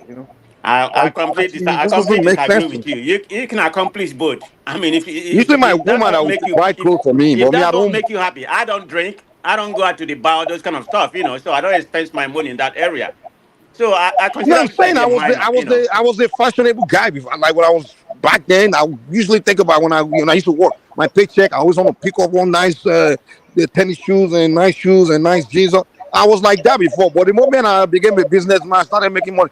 I don't have time for those things anymore. Like Okay, if that's what make you happy. That's my good. mindset just I'm not changed. quarreling with your My concept, but mentality changed. Like it's not something I think about. yeah. People I that mean, there's make nothing money wrong don't with think that, about Mike, those by type no of means. little things. Miss They think about Dupsy, bigger things. welcome back. All right, we must start to wrap it up. So Dupsy, take charge. So do your sequence and then Dupes. I'm here. Adama, I've Yes, been welcome listening to you. back. Thank you, Welcome darling. back. We missed you. Thank you so much, darling. I've been listening to you. You've contributed so well today. Always, you do that. Always, Adama. Always respect your perspectives and things. Thank you, So, thank you, thank you. you're welcome, darling. Dr. J, yeah, do you want to tell us some things before we close today? Go ahead, please. Well, I've just enjoyed my time here. I enjoyed listening to the various perspectives that were presented today. I feel like it was really healthy environment, healthy arguments were made, valid points were made. It's really good to see, I guess, across the lineage of generations, kind of how the perspectives are shifting and changing. And of course, I want to say that women are transactional because relationships are transactional. And that's the thing that we oftentimes are afraid to say. It's not always about the dollar, though, right? So when you do one thing, it begets another thing. That's how we are as human beings. We all are, looking for somebody who compliments us, right? And compliment is about transaction. So it's just we have to learn to not do too much of a thing. The too much of a thing is what makes it toxic, So you agree with me then? Okay, thank you, Dr. Jefferson. Yeah, to some extent now, Choma. I don't know about, making a man pay you to go on the date, but I think that he should finance the date. He invited you on a date. He should finance it. But I don't think that, because I do think that this generation of women have gone so far left sometimes that men are now doing it. They got this whole sprinkle movement. That's a whole nother thing. but I think that both parties have to recognize that there is value in having a person across the table if you're dating with the intention of alignment or marriage or relationship, right? You have to recognize that there is value in the person and it's not in their pockets. It's the mindset of the person, because a person could have money today and the money is gone tomorrow. Are you going to stay? What are the personality characteristics that draw you to that person? So it's about being able to be across the table from somebody who adds value to you and you can add some value to them. But I've definitely enjoyed the discussion today. It's been amazing. Oh, and also you guys go over and subscribe to me. I am newer to YouTube. Yeah. Building my platform on YouTube. And I'd love to have you guys on for a discussion or two. Definitely. Yeah. We'll be there, Dr. J. I'll subscribe now. Yeah. So we'll be there. Excellent. Okay. Chirma, can you unmute Chirma? Yes, Let I'm me here, hear ma'am. you. Miss Dupsy. I'm here, Miss Dupsy. Yeah, go ahead. We'll hear your last submission before we close the show. Oh, I mean, I don't really have anything specific to say. Just that,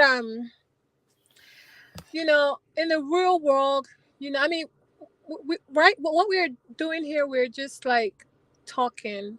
Some of you guys are married already, but in the dating world, in the real world, uh, relationships, people are selfish.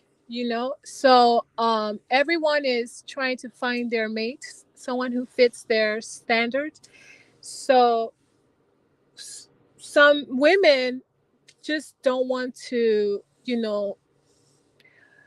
don't want to settle for less. So especially in these days when everything is going up, you have to have it going on. You can't really nowadays, you can't really expect any woman to be building with you. You have to do your own shit. You have to get your own money, make your money.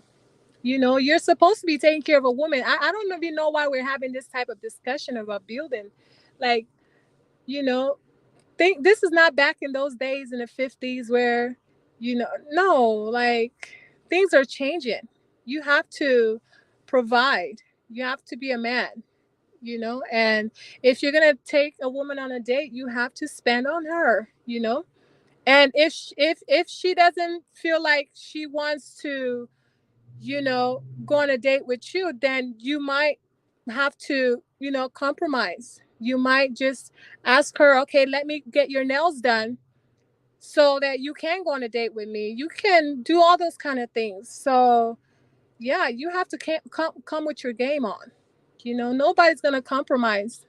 Women are not compromising with y'all these days, unless y'all in high school or y'all in college. But no, in the real world, no one's trying to help you out. Okay, we're strict over here, and that's on period. Chioma, my baby girl for life. That's Chioma's opinion, and I think people should respect her opinion. Chioma, you're very correct on what you want. That is yours. And some other people like Adama will prefer to build with a man. I did, and my man appreciates me for that. Some will build and they won't be appreciated for that. Do you understand? So that's why I always say it's no one way to life. So if Chema has chosen that she wants somebody that is already made from the beginning, that's her choice. So when people come on her, they say, no, no, that's not right. There's a lot of women that built with men, and men still misbehaved. They still divorce them. So that's why I always preach for men that are matured, men that knows and are ready for marriage. Because marriage is a lot. It's a big deal. It's for the matured mind. So that's why I always say that. So Mike, can you unmute and let me hear your final submission? Ah, yeah. I want to thank the doctor, man. She did a good job. She made it show really, you know. She did a better job than you, Doopsy. Nah, I'm joking. That's okay, Mike. It would have been double more fun if you were actually more engaged. But uh, hey, all these ladies, young girls, talk of these spend. It's Elijah. If you're a guy, if you have your game, if you have a mouthpiece, if you can talk well, if you can talk game, these girls will fall for you, even if you have if you don't wear any fine clothes. Guys, step up your mouthpiece if you want to catch girls. Forget all these things they're talking about. I've seen a girl where uh, a guy that took her to go and buy the food, and she took the food. After the guy paid for the food, she took it and go and give it to her real the guy that to her real boyfriend. Don't let these girls deceive you by saying you have to be spending on them before anything. It's a lie. What women want is not that money stuff. They just talking. They just want to go. Don't let gold diggers deceive you. Gold diggers know what you want in the first place. So don't listen to all these girls that be saying you must spend. They're just trying to promote scamming men. That's what they're promoting gold digging. It's not what will get you a woman. Your money is not what gets you the woman you want. It's your personality, your character, your confidence. If you have confidence, we approach any woman. Trust me, they don't care what you are wearing. Once you can say things they want to hear, they will give you that. They will fall for you. Forget your money is not what's going to get you the chick. So that's my advice to these young boys listening. Don't let any girl deceive you with what they are telling you here. Just step up your confidence, be yourself, and approach a woman. That's all I can say, sir. Okay. Thank you so much, Mike. Yeah. Mayhem against crime. Can you unmute? Yeah. There's no mayhem. It's I do want to like put it as mayhem against crime. So, my final submission is that I didn't even join the show from the beginning. I just joined you guys when the woman brought the one man of God saying that people shouldn't jump or something like that. By the way, my advice to the younger people: don't get married. Don't get married. If you're gonna get married, if you're having a second thought, don't get married. If you're gonna get married, make sure you trash it out. Ask the question. The hardest one that you think you will not go down well with both of you. Ask that question. so that you can genuinely know who you're dealing with. Because every human being interaction is transactional, whether we like it or not. People change. That's why you see people in their 60s behaving like a little kid. People change. You'll be surprised that the person that claimed to love you today is not going to love you tomorrow. Make it transactional. You know, what you're not going to accept in your 70s, 60s, don't accept it now, or in your 50s. Do not accept it now. Ask. And if possible, put it in writing. It's not about, thank God people do what you call it now. Um, what is it called now? This agreement, mutual agreement between two people coming together, because one person decided to not to follow the rules, then it will be penalty. That's the way I see it. But that doesn't stop people from loving. You can love, but at the same time with your two eyes wide open. Because sometimes we let ourselves go to the point that we become more vulnerable as one person gets exploited, and I would hate it when person get exploited. Don't wait till you get to that point where you now begins to call lawyers and all that. No, love, but with your two eyes open. And if you need to get married with your two eyes open. And love, if you're hesitating, anytime you're with somebody and you're hesitating about something about that person, then forget about it. Don't even bother going in there. That doesn't mean you cannot have a relationship with that person, but don't get committed. But if you're gonna do that, hey, do it and back it up with the law that will help you in the long run. But thank you, everybody. I appreciate you guys. Man of Prestige, can you unmute and let me hear your final submission?